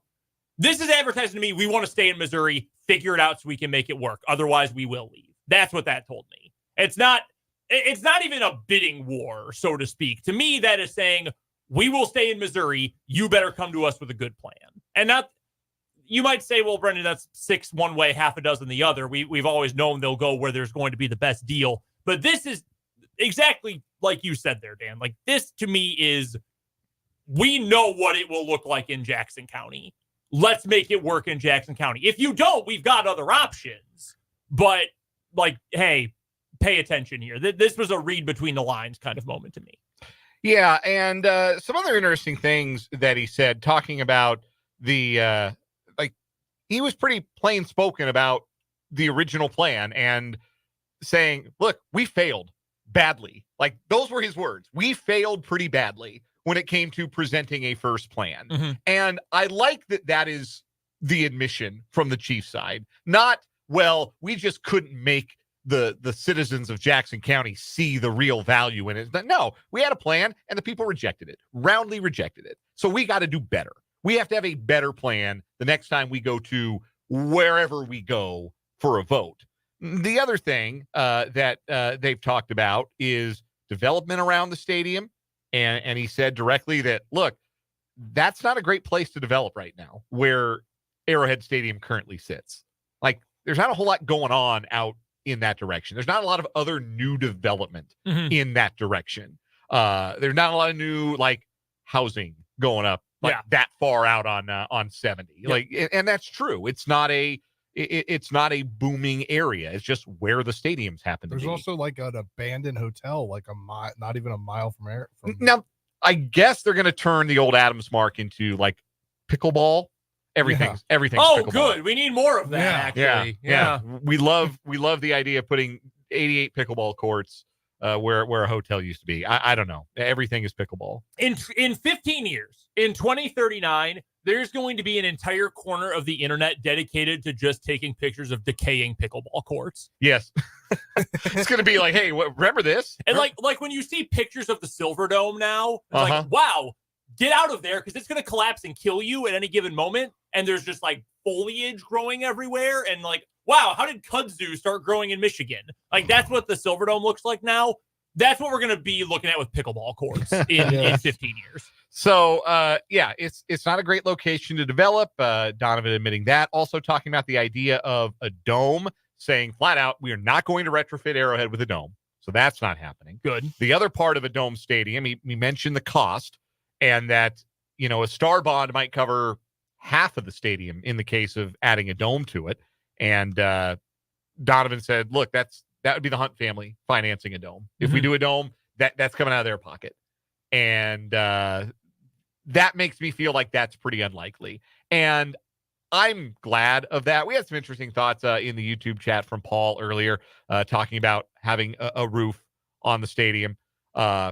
He said, I think a Chiefs stadium should include a roof for two main reasons. Number one, I think it's required for hosting a Super Bowl. And number two is the concert venue. A roof might help to be able to draw some even bigger concerts. Like, for example, maybe one by the girlfriend of a prominent current Chiefs player. She already played. But she's played outdoor Arrowhead. Yeah. I don't think that outdoor Arrowhead is a hindrance to major concerts. Certainly a hindrance to the Super Bowl and the Final Four, but yeah. Shoot, she's played outdoors at Soldier Field. Like, this is the thing though about like being in the Midwest and building a stadium for the express purpose of landing a Super Bowl. You might get the one. Are you going to get it a lot? Are you going to get it are you going to get in the rotation, the Super Bowl rotation? I don't think so. And because has that happened to Minnesota? That's not going to happen to Minneapolis. That's not going to happen to Detroit. Like, you might get one every 10, 15 years, and maybe that's good enough. Maybe that justifies the expense. But you're not like, it's not, you're not going to be New Orleans. You're not going to be Phoenix. You're not going to be LA. You're not going to be that in the Super Bowl rotation. So you're not going to be Miami in the rotation. Mm-hmm. So is it really worth it to that extent to try and attract the Super Bowl? So I've always believed that the Chiefs should embrace the outdoor stadium, embrace the elements, embrace the noise. That's what makes going to a Chiefs football game special. I'm looking right now at the future sites for the Super Bowl, which have already been selected. No, New Orleans this season. The year after, it'll be Levi's in Santa Clara. And then in 27, it's going back to LA. It's going back to SoFi Stadium in Inglewood, California. So you're going to get if you built a domed stadium, so you can get the Kansas City Super Bowl and all of that. By the time it is built, and by the time it is your turn in the rotation, it's going to be like 2034-ish. And then what? When's your next Super Bowl coming? Maybe. I mean, if they start the construction and they had SoFi picked out before when they first had the Super Bowl before it was completed. Because it was in Los Angeles. Yeah. Like, there's a big difference between, Los Angeles is an event city. You know that it can handle the Super Bowl. You have some more things that infrastructure wise might need to be set up. I know Kansas City's hosted the draft. The draft is not the Super Bowl. I know Kansas City used to do some Final Fours, and it's going to do the World Cup in 2026. Those things are not the Super Bowl. The World Cup might be bigger than the Super Bowl. I know people might argue that. I mean, but globally. But, like, not here, though. When it comes to the infrastructure you need for the Super Bowl, you have to prove you have that. That's why Indianapolis has ended up in the rotation maybe more often than a Minneapolis, because they do the Final Four a lot. Yeah. Because that's a big Final Four city. So they've got the infrastructure. They've got the big hotels and everything in place. Well, the thing about Indianapolis is it is built. The entire city center is built to host events. There's no other city in America that is built like Indianapolis's downtown, specifically for the NFL. Like when Matt Verderame has talked to us about this for the Combine before. For the average person, who gives a rat's you-know-what about the Combine? But the NFL loves it because the hospital is right next to the stadium, which is right next to all these office buildings. Right. Like, you can walk to everything. You can walk from St. Elmo's to Lucas Oil, I'm pretty sure. Like, everything is all together. I'm going to be frank, and I feel confident saying this because I'm not from Kansas City. I'm not like, oh my God, love the Western Auto sign to my core, like Kansas City, bro. The NFL is you're going to get one Super Bowl if you build a domed stadium, and they're not coming back. I'm just going to like Kansas City. I wouldn't say they're never coming. I mean, they came back to Detroit, for goodness sake. But Clark Hunt's 59 years old. By the time he is done like doing stuff at the helm of the Chiefs, they ain't getting more than one. That's probably a fair timeline for that. That's not, to me, that's not worth it. Granted, I don't think like a billionaire. I think like a person who like every dollar matters. That's not worth it to me. No. But I think they would rather just stay outdoors at Arrowhead. And frankly, the thing that makes more monetary sense is to just build up Arrowhead and Chiefdale around it, and to have build new hotels, build new bars, build new restaurants. But the flip side, Donovan says that doesn't make as much sense because there's nothing else going up out there. It would just be Chiefville, which, I mean, there's positives and negatives to that. But like Patriots have done it. That's worked. Who's your year-round clientele coming out to Chiefville? Like, it's going to be the people who live the closest, the people that live the closest to, like, the residents of the area closest to the Truman Sports Complex. That's not high-end housing. Like that's not even like upper middle class. Build housing. You could, but that's an even bigger investment. Foxborough, Massachusetts. You know how big Foxborough is Not for its big. population? Not big. 18,000 people. It's not even a suburb. It's like 45 minutes from Boston. 22 miles from Boston. With traffic, that's more than half an hour from Boston. Game day traffic, you're like 2 hours from Boston. There's nothing there. It's nothing. It was like industrial sites before the Patriots built out there in the 70s. Like, you can build it. If you have a good enough plan, you can make that work. And I think that is eventually where we will go. Would you say that if you build it, people will come? Yes. People will most definitely come, Ray. That's build restaurants and bars and build stuff worth coming to outside of a Chiefs game. That's essentially what it comes down to. An allegory for you, Green Bay. Now, you want to talk about somewhere where there's really nothing going on if there's not a football game? They've built up like luxury hotels. They've built up a bunch of restaurants, but they have like venues and stuff to do things from February through August. So you can still come out. Now, granted, just go to Milwaukee, but still, like you go out there. There's a reason to try to draw people in to see stuff or do stuff outside of football. The Chiefs and greater Kansas City and Jackson County can figure out a way to make that happen. They're smart enough to do that. They better be. Otherwise, Jackson County voters get busy in November if they're not smart enough to figure that out. We're overdue for a break. When we come back, we'll crown a weekly champion on What Is Wrong With You here in the Kansas Drive to Zero studio on 580 Sports Talk.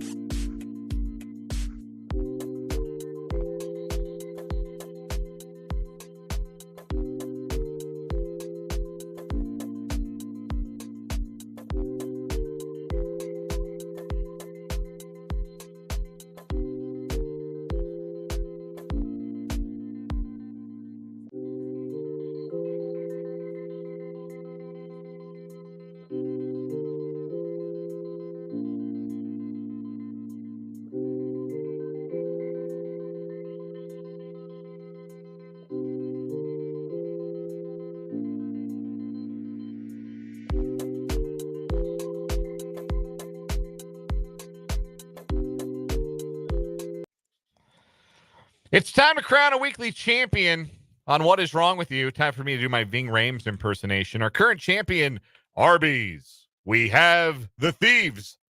21-year-old Shania West and 63-year-old Stephanie Davis, who conspired to steal more than $3,000 worth of food, including $2,800 worth of roast beef from the Arby's they worked at in Williamsport, Pennsylvania. Jeffrey on YouTube says it's roast beef time. That's another good name for the story. There's all kinds of good names for the story. The roast beef thieves. We've had a lot of fun with that one. It's our Monday champion. We'll see if it is our weekly champion. We got 2 new stories today. Brendan, I'm going to let you go first. All right, we are headed to Jacksboro, Tennessee, where a former police department employee, Joseph Weaver, is facing some charges and is accused of stealing cans of Vienna sausages in order to vandalize the home of the city's vice mayor, Jimmy Snodgrass. Okay. An affidavit obtained by WVLT News outlines the entire event from the eyes of Campbell County Sheriff's Office Sergeant Tasha Tackett. Tackett said he got a call on July 11th to investigate the incident, adding he was told by the chief of police, Daniel Smith, it involved disgruntled ex-employees. While on scene, Tackett said he found evidence of vandalism, ran over cans of Vienna sausages in the street, and 2 of the home's windows broken. The CCSO sergeant also spoke with Snodgrass, who said he woke up at 11 p.m. to several loud thumps. Snodgrass reportedly looked around his house after waking up, finding broken windows and various cans of Vienna sausages lying around his residence. Tackett also spoke to one of the neighbors who had a security camera that could have captured the incident. However, they were not working at the time. A likely story. Following a lead, the Vienna sausages were allegedly a brand only sold at Walmart. Tackett visited a nearby Walmart and spoke to an employee. That employee told Tackett she'd thrown away a receipt that morning that showed several cans of Vienna sausages, which prompted Tackett to look into the security footage at the store. He said that Weaver was caught on camera at the Walmart self-checkout buying only 7 of the 15 cans of Vienna sausages while wearing a black t-shirt. He then got into a black van and headed in the direction of Snodgrass's home. Another lieutenant, Mickey Owens, tracked down another person who was inside the van and interviewed them. The witness stated that while eating and drinking numerous alcoholic beverages at the Indian River Marina, there it is, Weaver was agitated about the incident, in which he resigned from his employment at the Jacksboro Police Department. The report adds that when others asked him why Weaver needed to stop at Walmart after leaving the marina, Weaver only said, quote, "It was going to be funny." He has since reportedly admitted to the crime and has been charged with both vandalism and theft. We have one of the great comments of all time from the YouTube live chat from our friend Paul. Vienna sausage thief, behold Lil Smokey the Bandit. That's really good. That's tremendous. That's so good.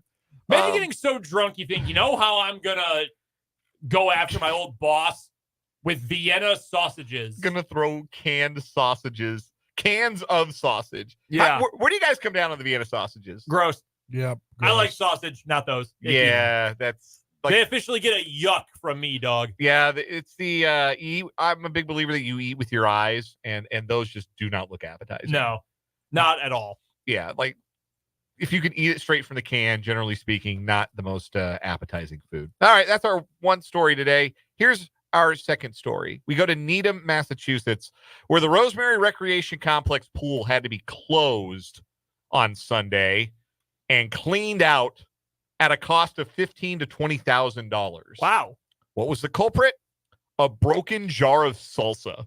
Ooh. Somebody brought a glass jar of salsa to the pool. It broke, sending shards of glass into the water. The crews at the Needham Park and Recreation Department had to shut down the swimming area, drain the water, vacuum the pool, refill it, rebalance the chemicals, and retest for bacteria. They had to empty out 220,000 gallons of water, emptying it all into the town sewer system and replacing it with water from the town's supply. We got a picture here of the pool. This is a nice looking pool. It's a very nice pool. Closed the pool for 3 days. Expected to have reopened yesterday. So obviously don't break the pool rules and bring glass to the pool. Like, obviously. Mm-hmm. Yeah. And that's one part of this. What is wrong with you? Here's my other part. Who thinks, man, I gotta have some salsa with me at the pool today? Who thinks I'm going to have a nice pool day? It's a hot summer day. I need to bring some salsa to the pool. Like, I get bringing snacks, maybe some pretzels. I don't know, maybe some like ice cream sandwiches or something. Some, peanut butter and jellies. yeah, Yeah. some sandwiches, Some cold drink. Yeah, like salami and cheese, something like that. An old tuba Ritz in there. Yeah. 95 degrees, middle of the day. Yeah, let me get some salsa in me. What if they wanted something for their tortilla chips? Why are you bringing chips? You don't need chips and salsa in the middle of a hot day in the pool, man. I don't ever want to eat salsa shirtless. Well, that's where you and I differ. So I want to know, why were they close enough to the water that glass would have gotten in it? Like, if you're sitting on your chair. They brought him to bring it out on their float. They had their little floaty, and they were just Yeah. going to sit there and dip their chips into the salsa. That, to me, is more egregious than the salsa itself. Bold choice, probably against pool rules. You're right to have glass, for sure. Why were you close enough to the edge or actually in the water with a glass jar, period? Yeah, you only ruin your day if you drop the salsa elsewhere, but you drop the salsa near the pool and get glass in the water, you ruin the day for everybody. Ruined the weekend for everybody. It took 3 days. Yeah, there's a swim team that uses that pool. They couldn't practice. Really bad stuff. But I don't think that beats the guy who just hucked some cans of Vienna sausages at his ex-boss's house. That's really funny. That is really funny. The guy was right. He said it was going to be funny, and it was. He was right. It was funny enough to win What Is Wrong With You Today. Does he dethrone the roast beef thieves? No. Man, they were Why playing. are you stealing from Arby's? They were man? playing the long game. Yeah. This is a lot of effort for the quality of target you're going after. It just staggers me that they pulled this off for months, ended up ripping off $2,800 in roast beef. I want to know how they conceived of the scheme. Like, I want to know so much more about it. Yeah, I'm going to go with that one. A good contender today, but I'm going with the roast beef. A thieves. great week of What Is Wrong With You stories, but our Monday champion goes wire to wire. The roast beef thieves move on to the end of the month's competition here in July on What Is Wrong With You. We're going to take a break. When we come back, we're going to crack open the 580 Sports Talk mailbag here on 580 WIBW.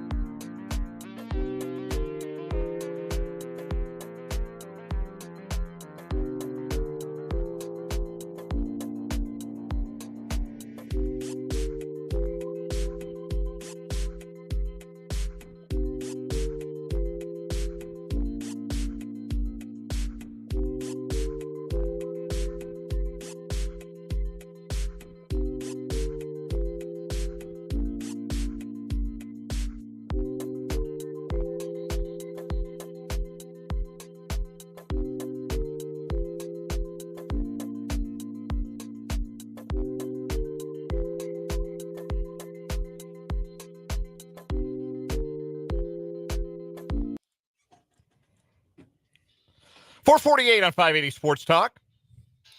Dan, Brendan, Spencer, Trenton with you on this Friday afternoon in the Kansas Drive to Zero studio. We thought we'd do something today, a little lighthearted, a little fun on a Friday, and we would open up the 580 Sports Talk Mailbag, taking your sports and non-sports questions. And, hey, keep them coming through the end of this segment. You can text them in, Top City Mail Supply text line, 785-272-9429.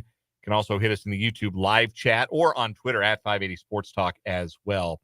We'll start in the YouTube live chat. A couple of quick sports questions for us. Mark wants to know how many yards we think Avery Johnson will throw for in his first Big 12 start this season. Does that mean in a Big 12 game, or does that mean his first start of the season? His first Big 12 start, I believe, is what the question said. His first Big 12 game. That will be K-State against BYU, September 21st. He could have a pretty big game against BYU. I don't think that's going to be a particularly good team this year. Yeah. I'll say, though, I'll say about 200, 225. I think that K-State will be a lot more run forward early on in the season and with Avery Johnson a quarterback. So, yeah, I think he'll sit around 225, be a good game for him, that first Big 12 game. What do you think Will Howard averaged per game last year, passing-wise? I do not know. Take a guess. 230. 220. 220. I'm going to give you right on that number. I'll give you 220. I think that's right around where Avery's going to be. I think Johnson's ceiling certainly higher than Will Howard. I also think K-State's going to run the ball a lot, and I don't know how much they're going to put it into the air. So I'll go right at 220. I'll give you 215. Okay, $1, Bob. the low guess from Spencer. Jeffrey, a boxing fan, wants to know what we think about the forthcoming Mike Tyson Jake Paul fight in November. He says, I'm for Tyson because I'm old school. He was a brute, little concerned about his age now and stamina. My only thought about this fight, it was supposed to happen this month. Yes, and Tyson, I think, was either sick or hurt. I don't know. I just think it's really sad that Mike Tyson has to do this. Yeah. I think it's incredibly sad that Mike Tyson is involved in this. And I wish there was somebody in his corner that would either write him a check so he didn't have to do this or would love him enough to tell him he doesn't have to do this because he shouldn't be doing this. That being said, he's a real boxer and Jake Paul's a YouTuber. So Tyson might win. But that's all the energy I care to expend on that personally. If the last 20 years had gone differently for old Iron Mike, I might feel a little more sympathetic to the sad state of affairs. Mike Tyson's not really a good guy, so no, I don't really feel any sympathy. I don't really feel bad that he is left to do this, to be honest with you. And I think he is going to lose because I think one guy is quick on his feet, and I think the other dude is 58 years old and has had a lot of substance problems. Yeah, I think that's a pretty fair way to look at it. And Mike Tyson is the better boxer. Absolutely. I don't know that Mike Tyson can keep up. Now, this might be as simple as Mike Tyson needs to land one, and that's it.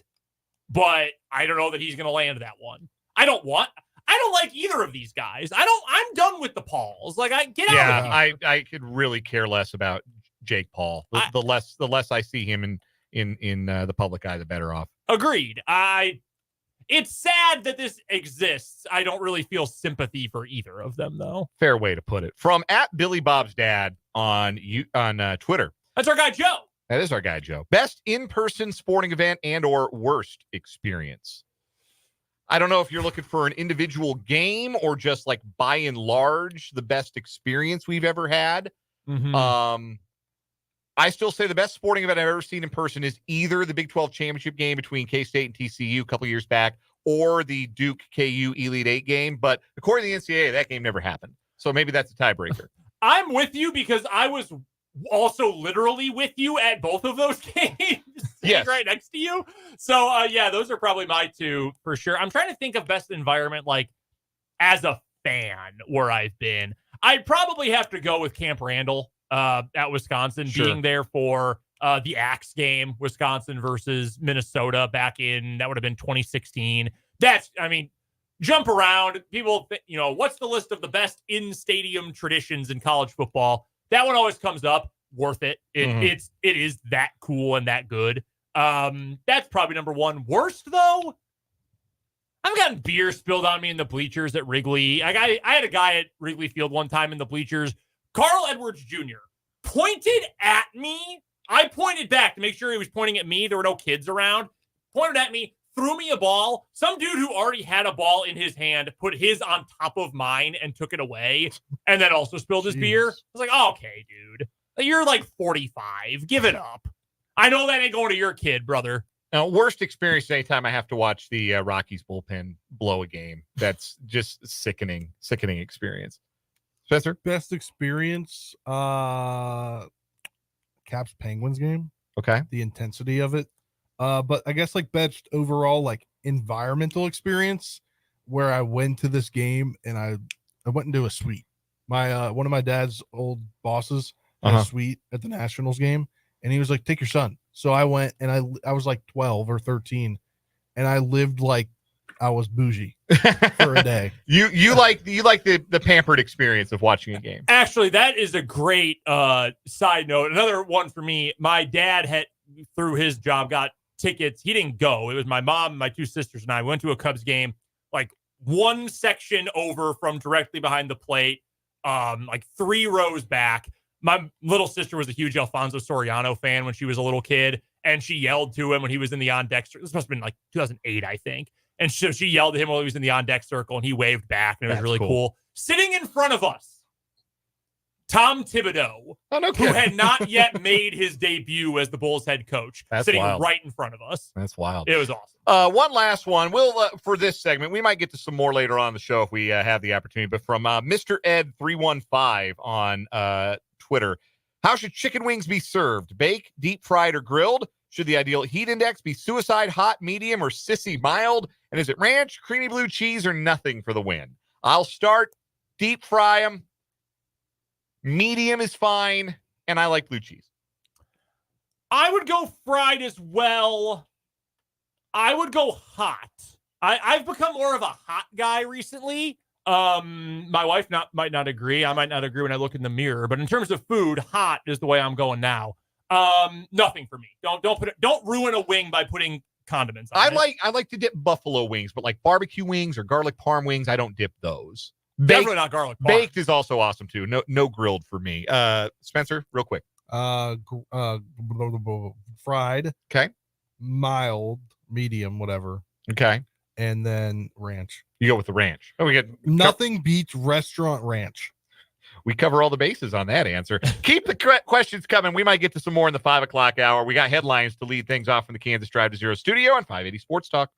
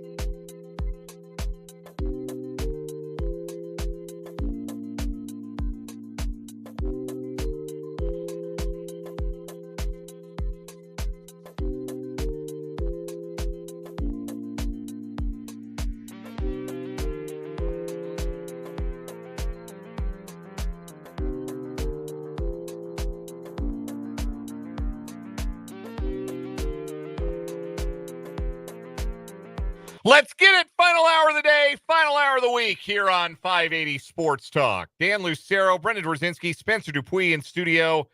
Summer intern Trenton Kraxner across the glass, our producer engineer. The gang's all here for this final hour of the show on 580 WIBW, FM 104.9, online at 580WIBW.com, and in a moving picture as well. We are on video. Our YouTube channel is 580 Sports Talk. You can watch the live video there, jump in the live chat. You can also find us on Facebook at WIBW News. We're with you until 6 o'clock, and then we got some overtime.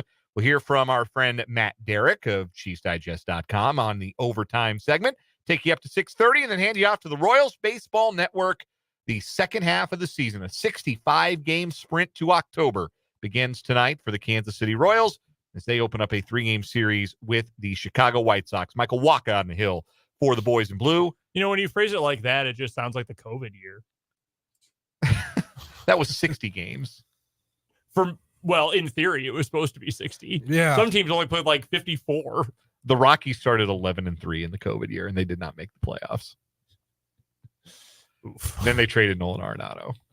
And my relationship with the franchise has not been the same and may never recover, to be completely honest with you. Anyway, it's Michael Wacha tonight for the Royals and Chris Flexen for the White Sox, the pitching matchup tonight. 7:10, the first pitch from the K.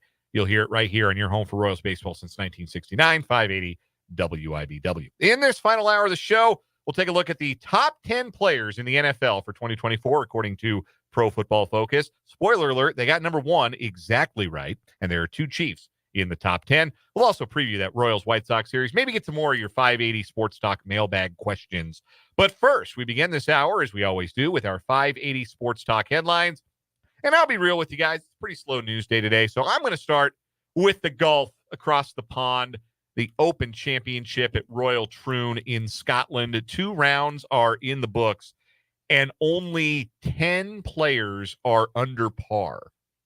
Only 12 players are not over par, and some very prominent names are missing the weekend. Shane Lowry, the 2019 Open champion, is your leader by 2 shots. The Irishman shot a 69 today.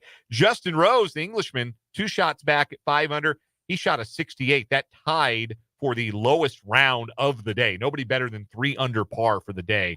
Daniel Brown, yesterday's surprise leader, also at 5 under, 2 shots back of Lowry.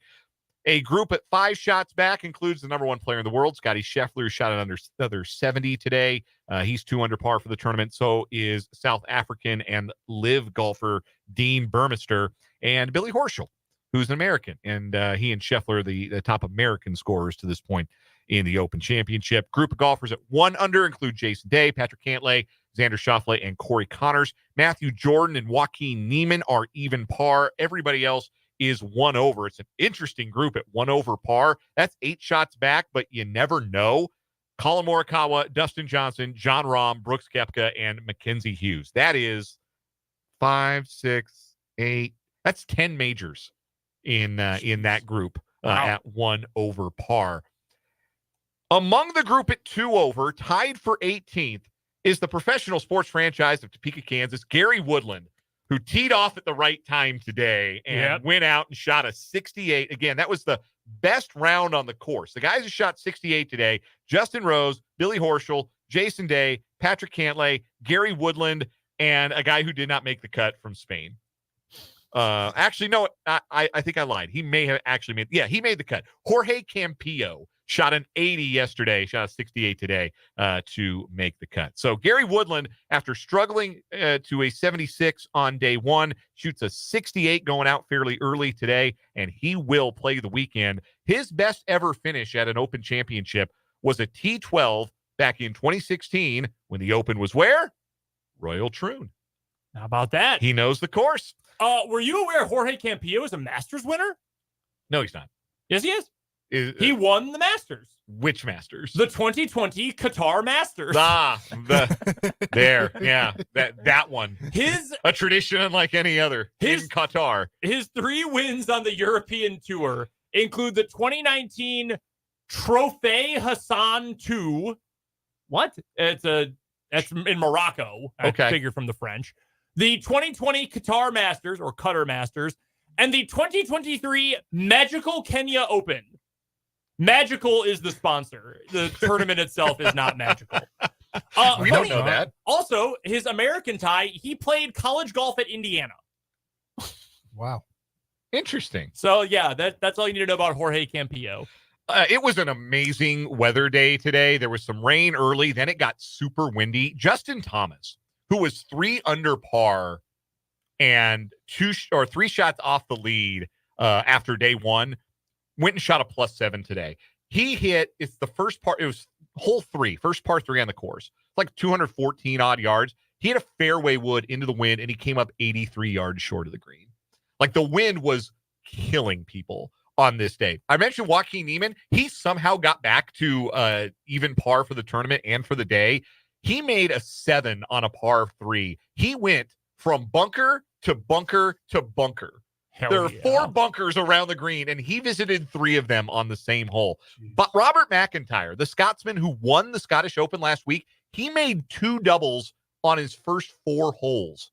They played the rest of the round in 4 under, and he made the cut by a stroke. Wow. There were some wild things going on out here. Nobody had a wilder day than Japanese professional Aguri Iwasaki, who went out in 39, which is 3 under par, then made back-to-back 9s on 13 and 14. 14, by the way, is a par 3. Came in 52 for a 91. I have shot better than that in both of the rounds that I have played of golf this summer. Granted, they were both not at Royal Troon on a windy and rainy day. If I had tried to play that course today, they would have had to give my score in scientific notation. Anyhow, it was a rough day on the course is what I'm saying, and it was very costly to a lot of big-time players. Here's a list of guys who didn't make the cut, which, by the way, was 6 over par. 80 golfers made the cut. Not making the cut at 7 over par, Will Zalatoris. Not making the cut at 8 over par, Louis Oosthuizen. Henrik Stenson, who won the last time it was here in 2016. Tyrrell Hatton also did not make the cut. Not making the cut at 9 over par, Tommy Fleetwood. Bryson DeChambeau. Ludwig Oberg. Not making the cut there. 10 over par, not making the cut. Victor Hovland. 11 over and not making the cut. Rory McIlroy. 12 over and not making the cut. Cameron Smith, 14 over and not making the cut. Tiger Woods, 16 over and not making the cut. Wyndham Clark, who won the U.S. Open last year. Big-time players brought to their knees by the conditions and the course at Royal Troon. Again, the leader is Shane Lowry by 2 shots. I think he's going to win. I think at this rate, yes. I think he's going to cruise. Like, Scotty's the only guy I think can chase him down, and Scotty really hasn't even played well. I think Shane Lowry is just, you know how, I don't know if you guys follow NASCAR, but I know we got some listeners who follow NASCAR. You know how, like, the NASCAR road courses, you look up and you're like, okay, I don't recognize half the names in this top 10. Like, so, like that's the one a rando will win every year. Will win at like Watkins Glen or whatever road course. Road America. Yeah, whatever road course you might have. Like, there are road course specialists. There are also players who just know how to play links golf and tend to do really well in these tournaments. And Shane Lowry, previous Open champion, is one of those. Bryson DeChambeau is not. Like, he will never win one of these. It is so funny how flummoxed he is by the idea that wind might have an effect on the golf ball. He wants to power through it. Genuinely hilarious. Anyhow, that's what's happening at the Open Championship. Maybe we'll even get to see Gary Woodland on TV. I have not seen him hit a shot, but he's tied for 18th. He'll tee off at 8:10 a.m. tomorrow. Maybe he'll make a run, and we'll get to see the professional sports franchise of Topeka, Kansas, get some TV time tomorrow. Shane Lowry. The only thing I know about Shane Lowry is the line from last year's Chris Vernon Masters update about Shane Lowry when he said, he ain't riding a bike. Yeah, he drinking a pint. Correct. Shane Lowry is a beefy Irish lad. First headline for me, let's go a little around the NFL here. Have some quick hitters. Again, kind of a slow news day, but some notes here from the National Football League. One retirement today. Running back Kenyon Drake is hanging them up. He told Josina Anderson of CBS Sports that he still loves the game, but he doesn't love the business, and he is ready to move on to the next chapter of his life. National champion at Alabama, had that sick kick return in a national championship game. That was really the highlight of his Alabama career.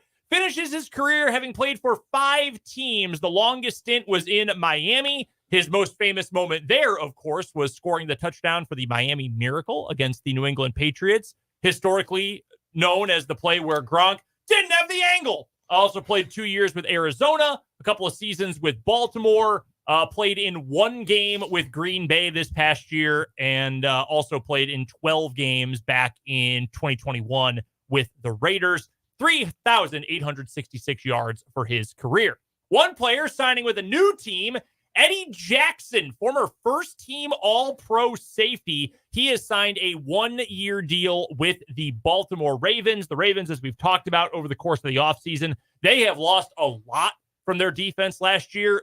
No one may be more important than their defensive coordinator, Mike McDonald, who kind of has been on the cutting edge of new defense around the NFL. He's taken the Fangio defense and modernized it a little bit.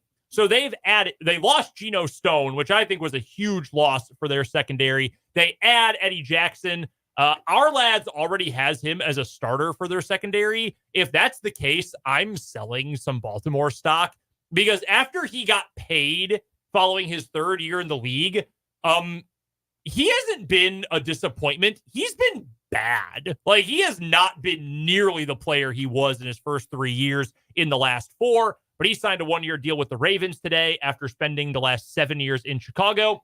And finally, J.J. McCarthy has finally signed his rookie contract with the Minnesota Vikings. There are now 2 unsigned draft picks. 2, I believe they're both first-rounders. Another Viking, Dallas Turner, still has not signed his rookie deal, nor has Bengals offensive tackle Amarius Mims. You'll never believe it, but the Cincinnati Bengals are having a hard time working out a contract with a rookie. Oh, no way. Not them. They're usually so willing to hand out money.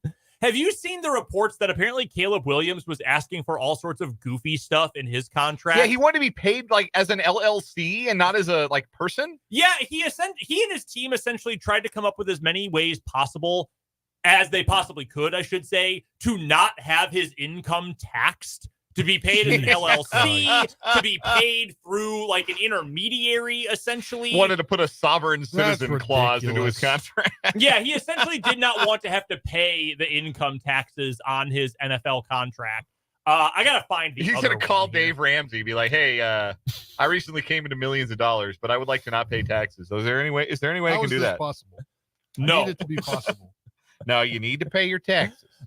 Caleb, I'm going to send you a copy of my guide. We'll have you start on baby step number 1. Call in when you are debt-free. We'll have you in the studio, actually, when you come to Tennessee this year. You can do your debt-free scream with us in studio here in Nashville. You'll have plenty of time in January. Okay, here's the other one. Per NBC Sports Chicago, another attempt Williams' camp made was earning a forgivable loan, which would have resulted in Williams getting the money tax-free until the loan was forgiven, which could take as many as 10 years into the future. This is ridiculous. That sounded more like he was going to try to launder money, which I'm not surprised the NFL said no. The Bears, for their part in this, said, we can't find a CBA rule against any of this, so we'll take it to the NFL and ask, and the NFL said no. The NFL said, no, you cannot do this. Man, they even let one team pay a guy entirely in Bitcoin, but this was a bridge too far. Yeah, as it turns out, that's probably not very smart. And for unrelated reasons, Russell Okung is no longer playing in the NFL. But yeah, that is the latest on the draft. Just 2 players left to be signed. Oh, yeah, by the way, training camp starts for everyone in the next few days. Spencer, first headline for you. Yeah, my first headline. This is the one that we've kind of updated you along the way through the NBA's media rights deals that they've trying to finalize. Well, they can't finalize them yet because they're in purgatory right now, waiting to see if and how Warner Brothers Discovery will use its matching rights to try to retain part of the league's new rights package. They don't have a lot more time, I believe, to do so, but the NBA's new media rights agreements that they have set in place do not contain matching rights for Disney, NBC, and Amazon. So this won't happen again when they all end in, 2034? Something like that? I think it's 34. So we won't see this again. A team or a broadcast entity cannot try to match if they get outbid. So it sounds like TNT is going to try to buy out what Amazon was offering so that they can can keep games and stay on the air. And keep Inside the NBA And on the keep air, which Inside is on, yeah. most important, I think, Exactly. to everybody involved in this. Just give them just Thursdays. I don't think of Tuesdays as a TNT night. Just Yeah. give them Thursday night. Thursdays and the playoffs. That's fine. Let them be part of the playoffs. Give them the conference final. Putting the playoffs on Amazon would stink. Yes. Like, imagine as much consternation as we dealt with the Chiefs Peacock on game. Peacock, yeah. How many calls and texts and emails did we get saying, "Are you guys still carrying the game? I refuse to get Peacock." Dozens, literally. That's one game. Imagine if the Cavs are your team. Like, you are a Cavaliers fan first and foremost, and they're putting those games on Prime Video. I'd be pissed off. Oh, yeah. I'd be so mad. Yeah. So that's better for everybody if they can buy out that contract.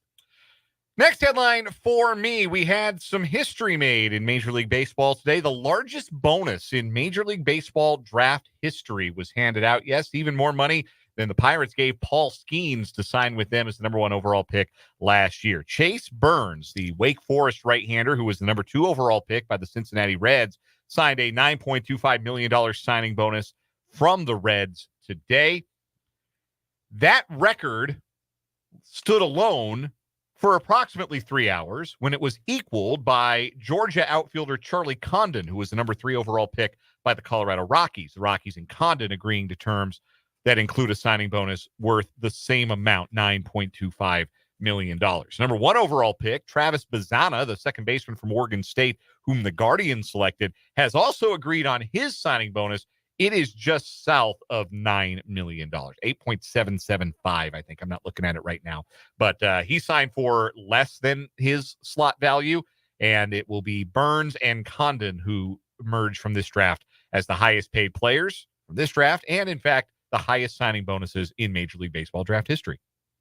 That's a lot of money. That is a lot of money. I can't wait for Condon to get to Colorado. He might be their third best hitter like today. What's the long-term outlook for him? Good Chris Bryant. Like the best years of Chris Bryant is the ceiling. Like, okay. I thought you were calling Chris Bryant bad for a minute. I was like, hey, he is now. He is. Yes, that's what I mean. Like, this is 6'6", athletic enough to play the outfield, can handle third, power to all fields, right-handed. Does that sound like Chris Bryant to you? Yeah. Sounds exactly like him, right? Yeah. So that's the comparison. And is he good looking?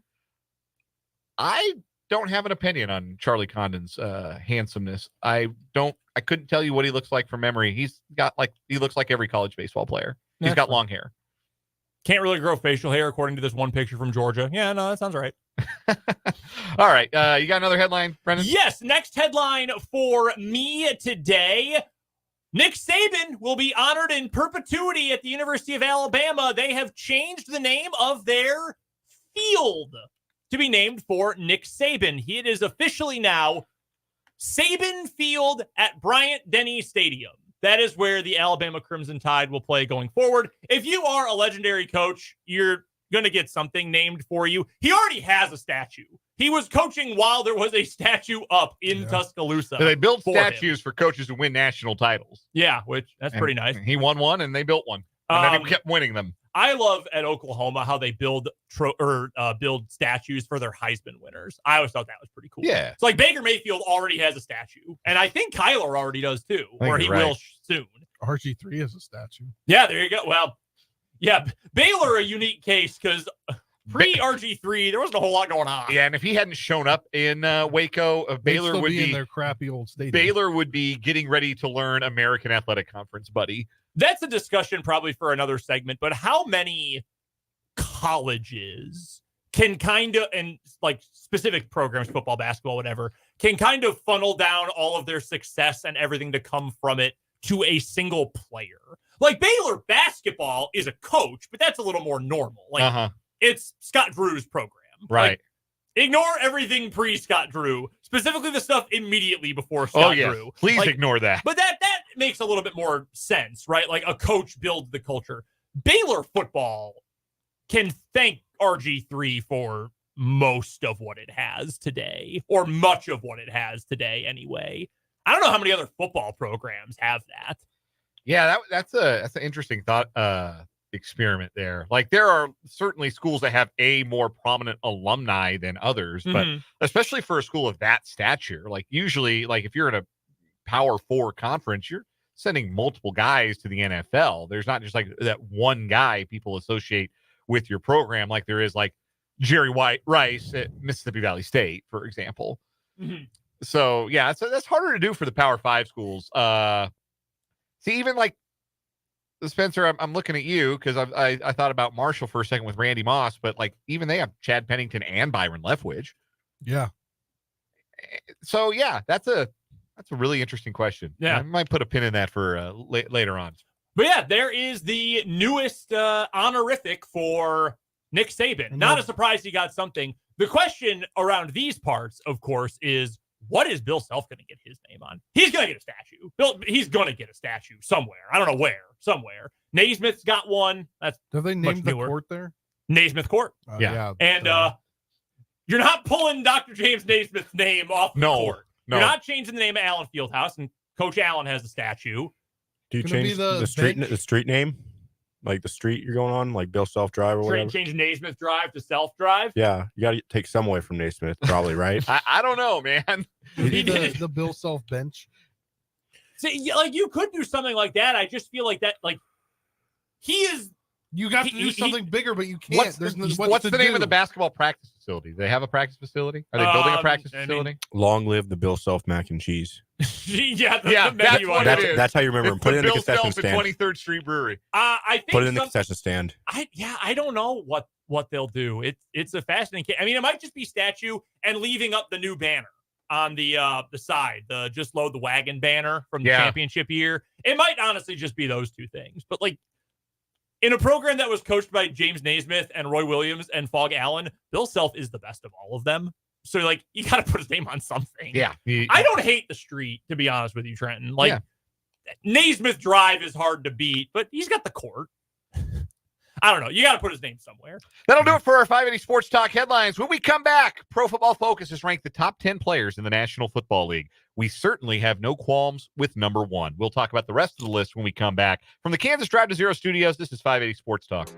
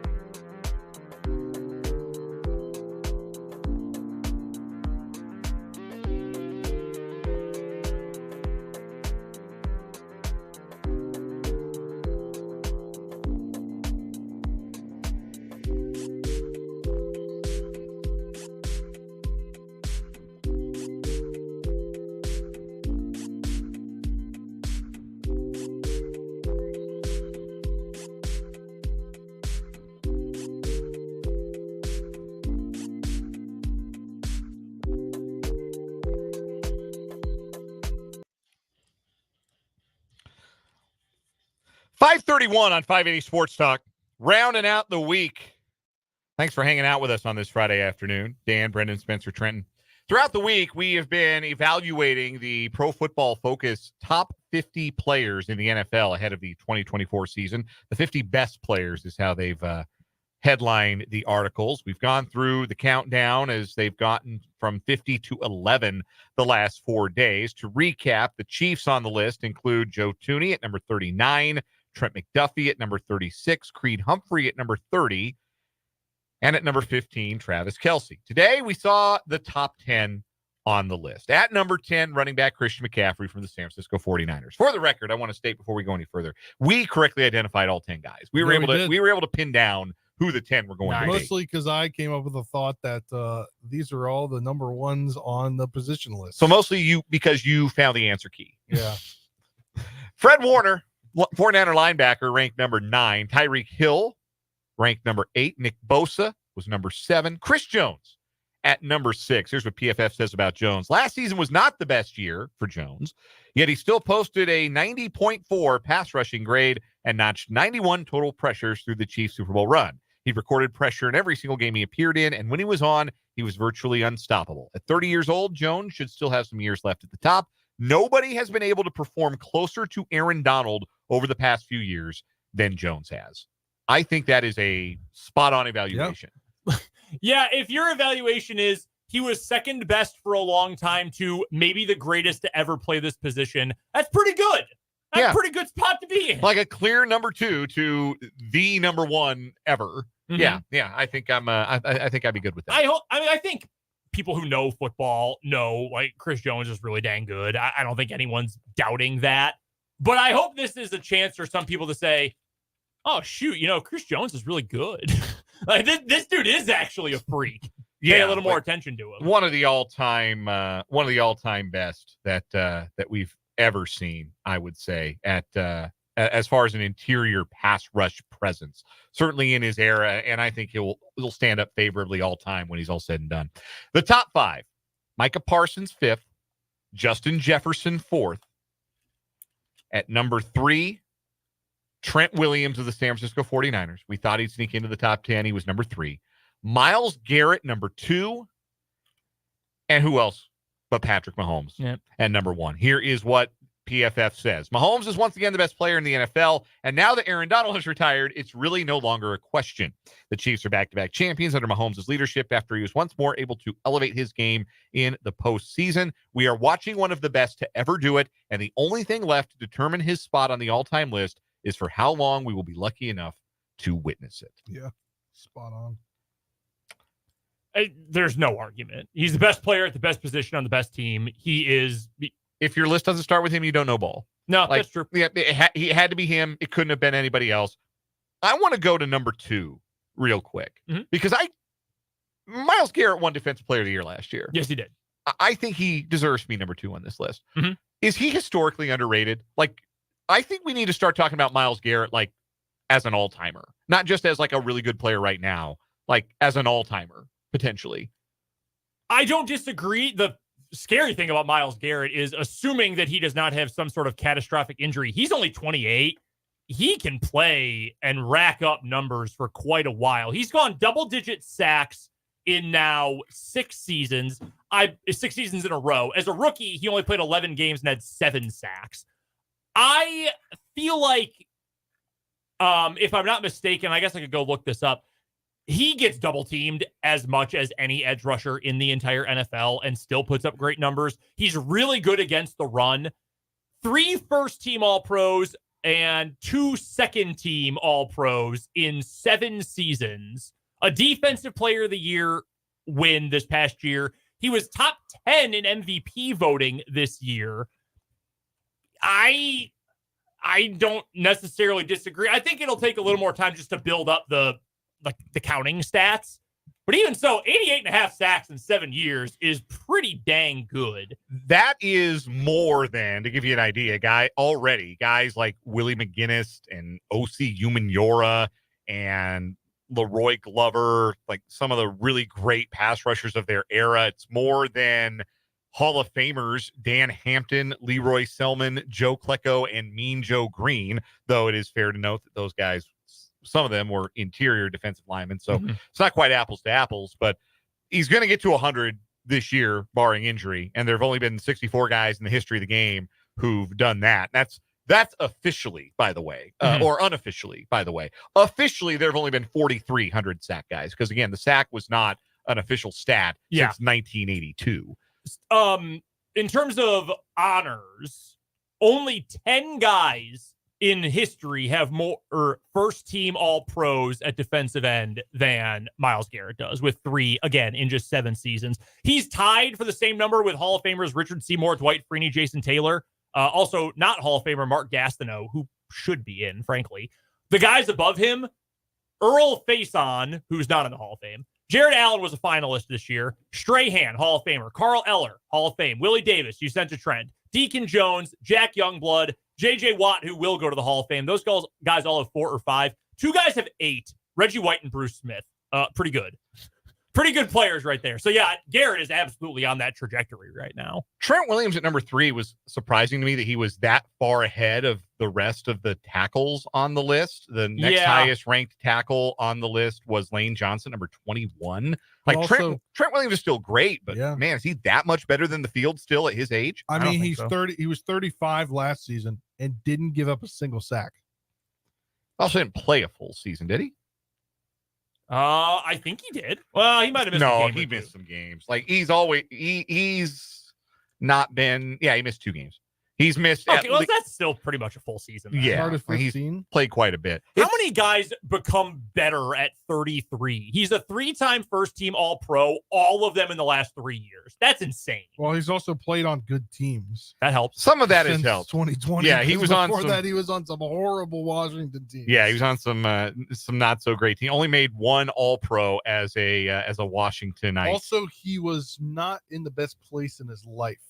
Oh yeah, he had that crazy fake cancer diagnosis. Like, he was a little troubled in the beginning of his career. He was suspended quite a few times. He also is 36 today. Yeah. Oh, happy birthday to Trent Williams. Remember that time he went up and punched Richard Sherman right in the face, and like Sherman was not phased? Yes, Sherman didn't even flinch. I love Sherman. This seat is very pro Richard Sherman. I think Trent Williams is great. I think he deserves to be in the top 10. I am a little surprised.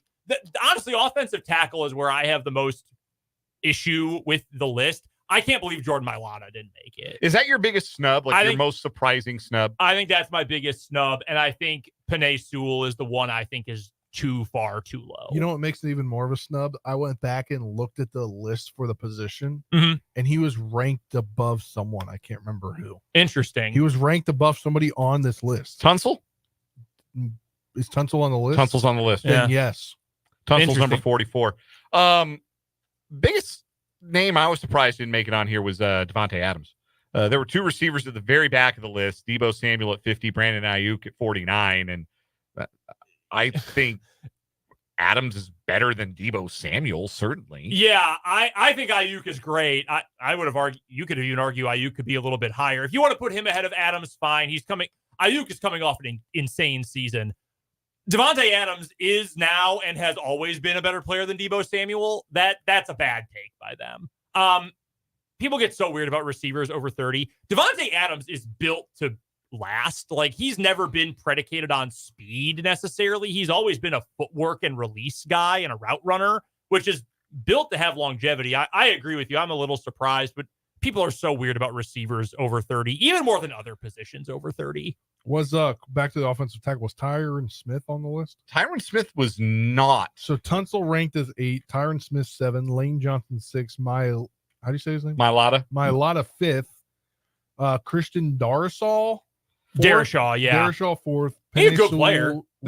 And Williams. I'm wondering if that was a ranking of just last year, and they used a different. That could be. Yeah, that different methodology. It says top 32 ahead of 2024. So. Mailata was a bit of a surprise, I would say, not seeing him on the list. Anybody stand out to you, Spencer, as a snub, particularly? I think Christian McCaffrey should have been higher.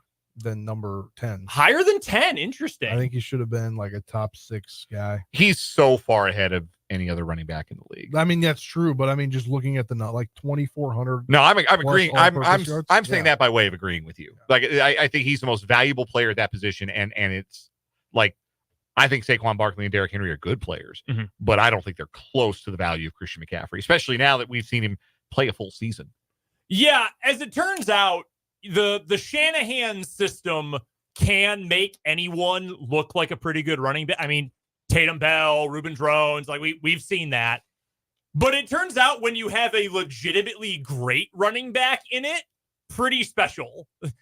You know who got helped by Christian McCaffrey being great? Terrell Davis. Like, hey, I told you it wasn't just the system. I told you I was actually great. I deserve that Hall of Fame nod. No, McCaffrey's incredible. I can't wait to see. Well, I can't wait because I want to see him at his peak. But I can't wait to see what he does in his latter years. Like, are they going to move him to slot? Because he can actually run a route tree. Maybe not the whole thing, but he can actually run real routes and not just be like, oh, we can throw him swing passes and screens. No, like, he can really run routes. I want to see if they move him to slot when he's older. That'd be fascinating. Yeah. If they did that. We'll take a break here on 580 Sports Talk. When we come back, we'll talk a little Royals baseball, maybe some more questions as well from the 580 Sports Talk mailbag. But first, this for Calhoun's Jewelers. I wanted to make sure to tell you guys to go check out my good friends at Calhoun's Jewelers. Whatever kind of jewelry need you've got, looking for a wedding band, looking for an engagement ring, maybe bracelets, earrings. They even have used Rolex watches and a whole inventory of those you can check out. They have unbelievable customer service. They've been so good to me, to my wife, every time we've gone in. I know they'll treat you the exact same way. You can find them online at calhounsjewelers.com or visit them in person right here in the capital city at 1801 Southwest Gage Boulevard. We'll take a break. Come back with more from the Kansas Drive to Zero studio on 580 Sports Talk.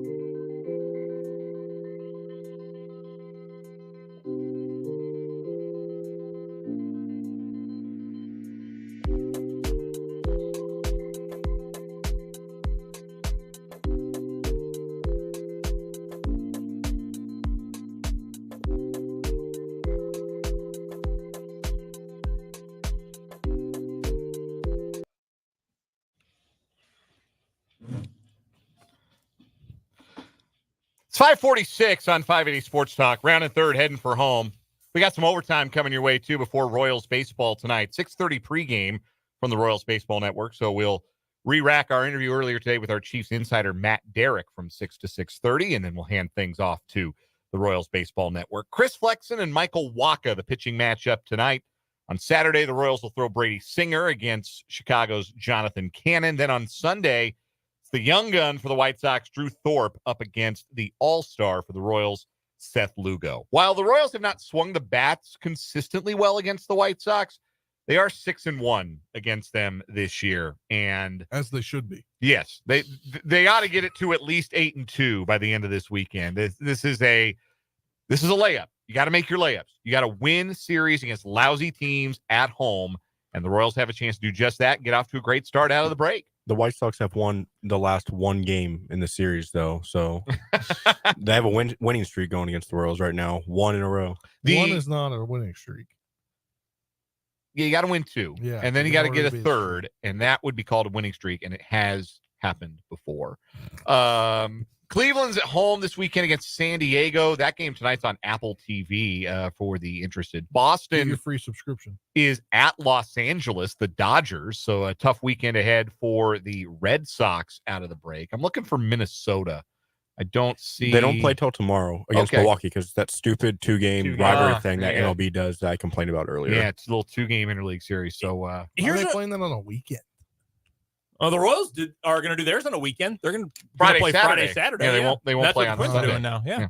None of that next year, though. By the way, no Sunday off day next year. Yes, because Thankfully. all interleague series will be 3 games, including both of the Royals and Cardinals series. They'll both be 3-game sets. Speaking of the Cardinals, we got this text from the Top City Mail Supply text line from the 785 earlier, part of the 5A Sports Talk Mailbag.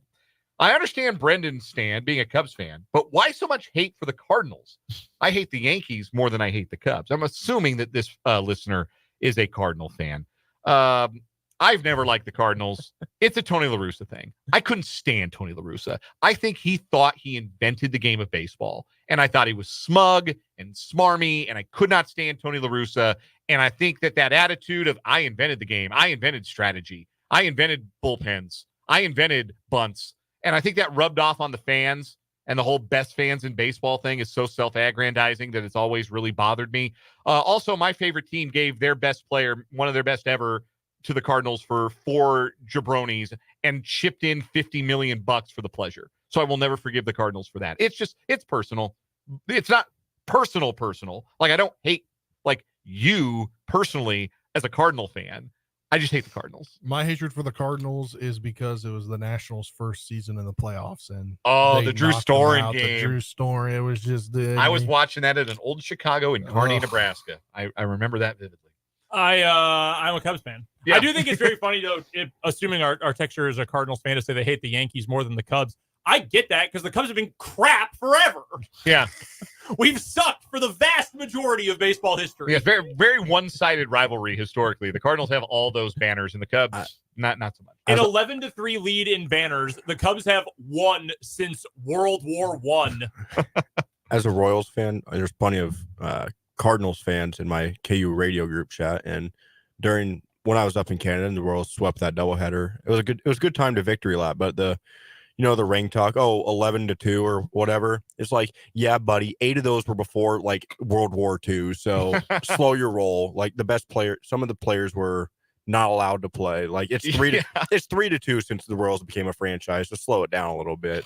The real important thing about this weekend, though, Saturday's game in particular, Brady Singer, Jonathan Cannon, the pitching matchup. The real important thing is that this is Spencer's maiden voyage to Kauffman Stadium, and as such, his maiden voyage on a Royals game day. And yes, we hope you enjoy the game, Spencer. But the big question, Vance is asking the important question on YouTube. Did Spencer decide what barbecue you're getting tomorrow before the big game? I've not. I need the input. So we had a texter from the 785 earlier say, don't mess around, get Arthur Bryant's and thank us later. So that's one vote for Arthur Bryant's, which you have to go to the one on 18th in Brooklyn, except no substitutes. I think it's 18th in Brooklyn.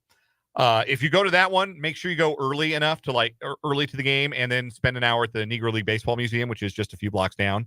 You're going to want to do that at some point anyway. You may as well do it tomorrow. Arthur Bryant's is a very good choice. Iconic sauce. It's the president's choice, they say on the bottle. Mhm. That's like multiple presidents. Obama most recently have said that that's their favorite sauce. I think that all of the barbecue joints have something going for it. Clearly. But Arthur Bryant's is a great choice. And if you go to the original location, that will give you the most authentically Kansas City barbecue feel. Mhm. That being said, on the other side of the state line, there's Slaps in KCK. That is my wife's favorite. And they've got a bit of a more diverse menu. If you're looking for choices, I would say maybe give Slaps a try. If you want to get yelled at, go to Gates. They will yell at you in line if you're not ready with your order. So you got to be on your toes. You really got to be on your game. Like, you do not have time to look at the menu. Like, you have to order when it's your turn. So what you're saying is already Yes. Yeah. You need to know, and you need to be ready to. If you go there, you got to be on your toes. If you're feeling anxious that day, don't go. If you want Joe's Kansas City, again, go to the OG location, but be prepared to stand outside in line because you will stand outside in line. Is that the one in the gas station? Yes. That might be like the highest quality, I think, all the way around. Like really, really good stuff. I love Joe's. Joe's is my favorite. I think Joe's or Bryant's would give you the best, like, we're here and then we're going to go to a baseball game and get sweaty kind of vibe. Like we're having a day out kind of vibe. A recommendation from the 785 for BB's Lawnside Barbecue. I'm not familiar with that one, but I'm going to put it on my list. It sounds really good. Yeah. Q39 Vance mentions as well. Little on the pricey side, but the mac and cheese will change your life. That's Andy Reid's favorite for whatever it's worth. That's where I've heard. They're building. They're putting one in Lawrence. So yeah, you can wait for that if you want. In the old, I believe that's where the old newspaper building is. Is that right? I think so, or next door to it. Yeah. Well, we hope you have a good time, Spencer. We hope I'm you see. excited. Let us know what you get. Yes, definitely let us know. Take pictures, post them on Twitter, and hopefully you see a Royals win. Hopefully everybody who goes to the K this weekend sees a Royals win. Hopefully it's a sweep on the other side of the weekend. We got to take one more break. The final word is next.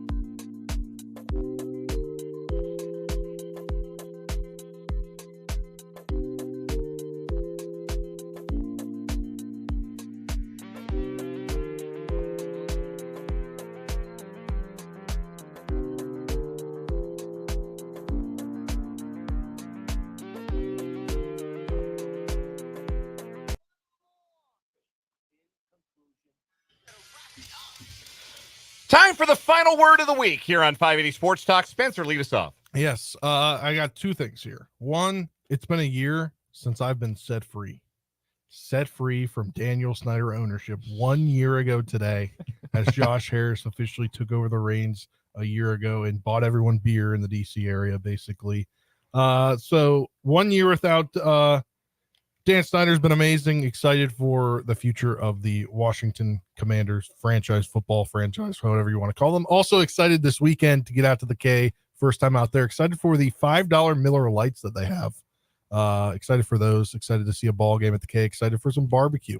Yeah, I'm heading out to the K this weekend, too. That's going to be my final word for today. I haven't been out yet this year, which is really disappointing. Usually I'm out a couple times by now. I'm excited to be there on Sunday. Hope I'll see some of you guys out there. It's MIAA Day at the ballpark on Sunday for you Washburn fans or other fans out there. Hope to see you out there.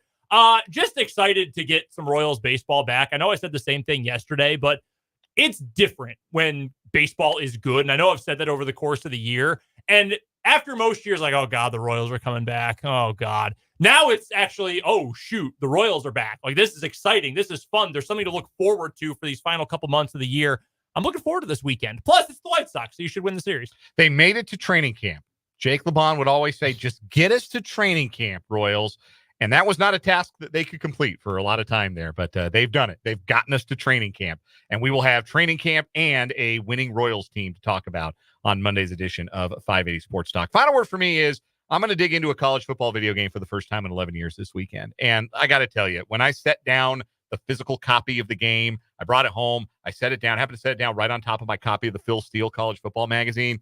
That meant something to me, man. That meant something to me deep down in my soul. And now I've got 85 young men who need my guidance and need me to lead them to victory, and I'm going to do exactly that as soon as I put my son to bed. That's going to do it for 580 Sports Talk. That'll do it for the weekend. We got some overtime coming up before Royals baseball at 6:30. We will be back with you on Monday from 2 until 6. For Trenton Kraxner, Brendan Dworzinski, and Spencer Dupuis, I'm Dan Lucero from the Kansas Drive to Zero studios. This has been 580 Sports Talk. Have a great weekend, everybody.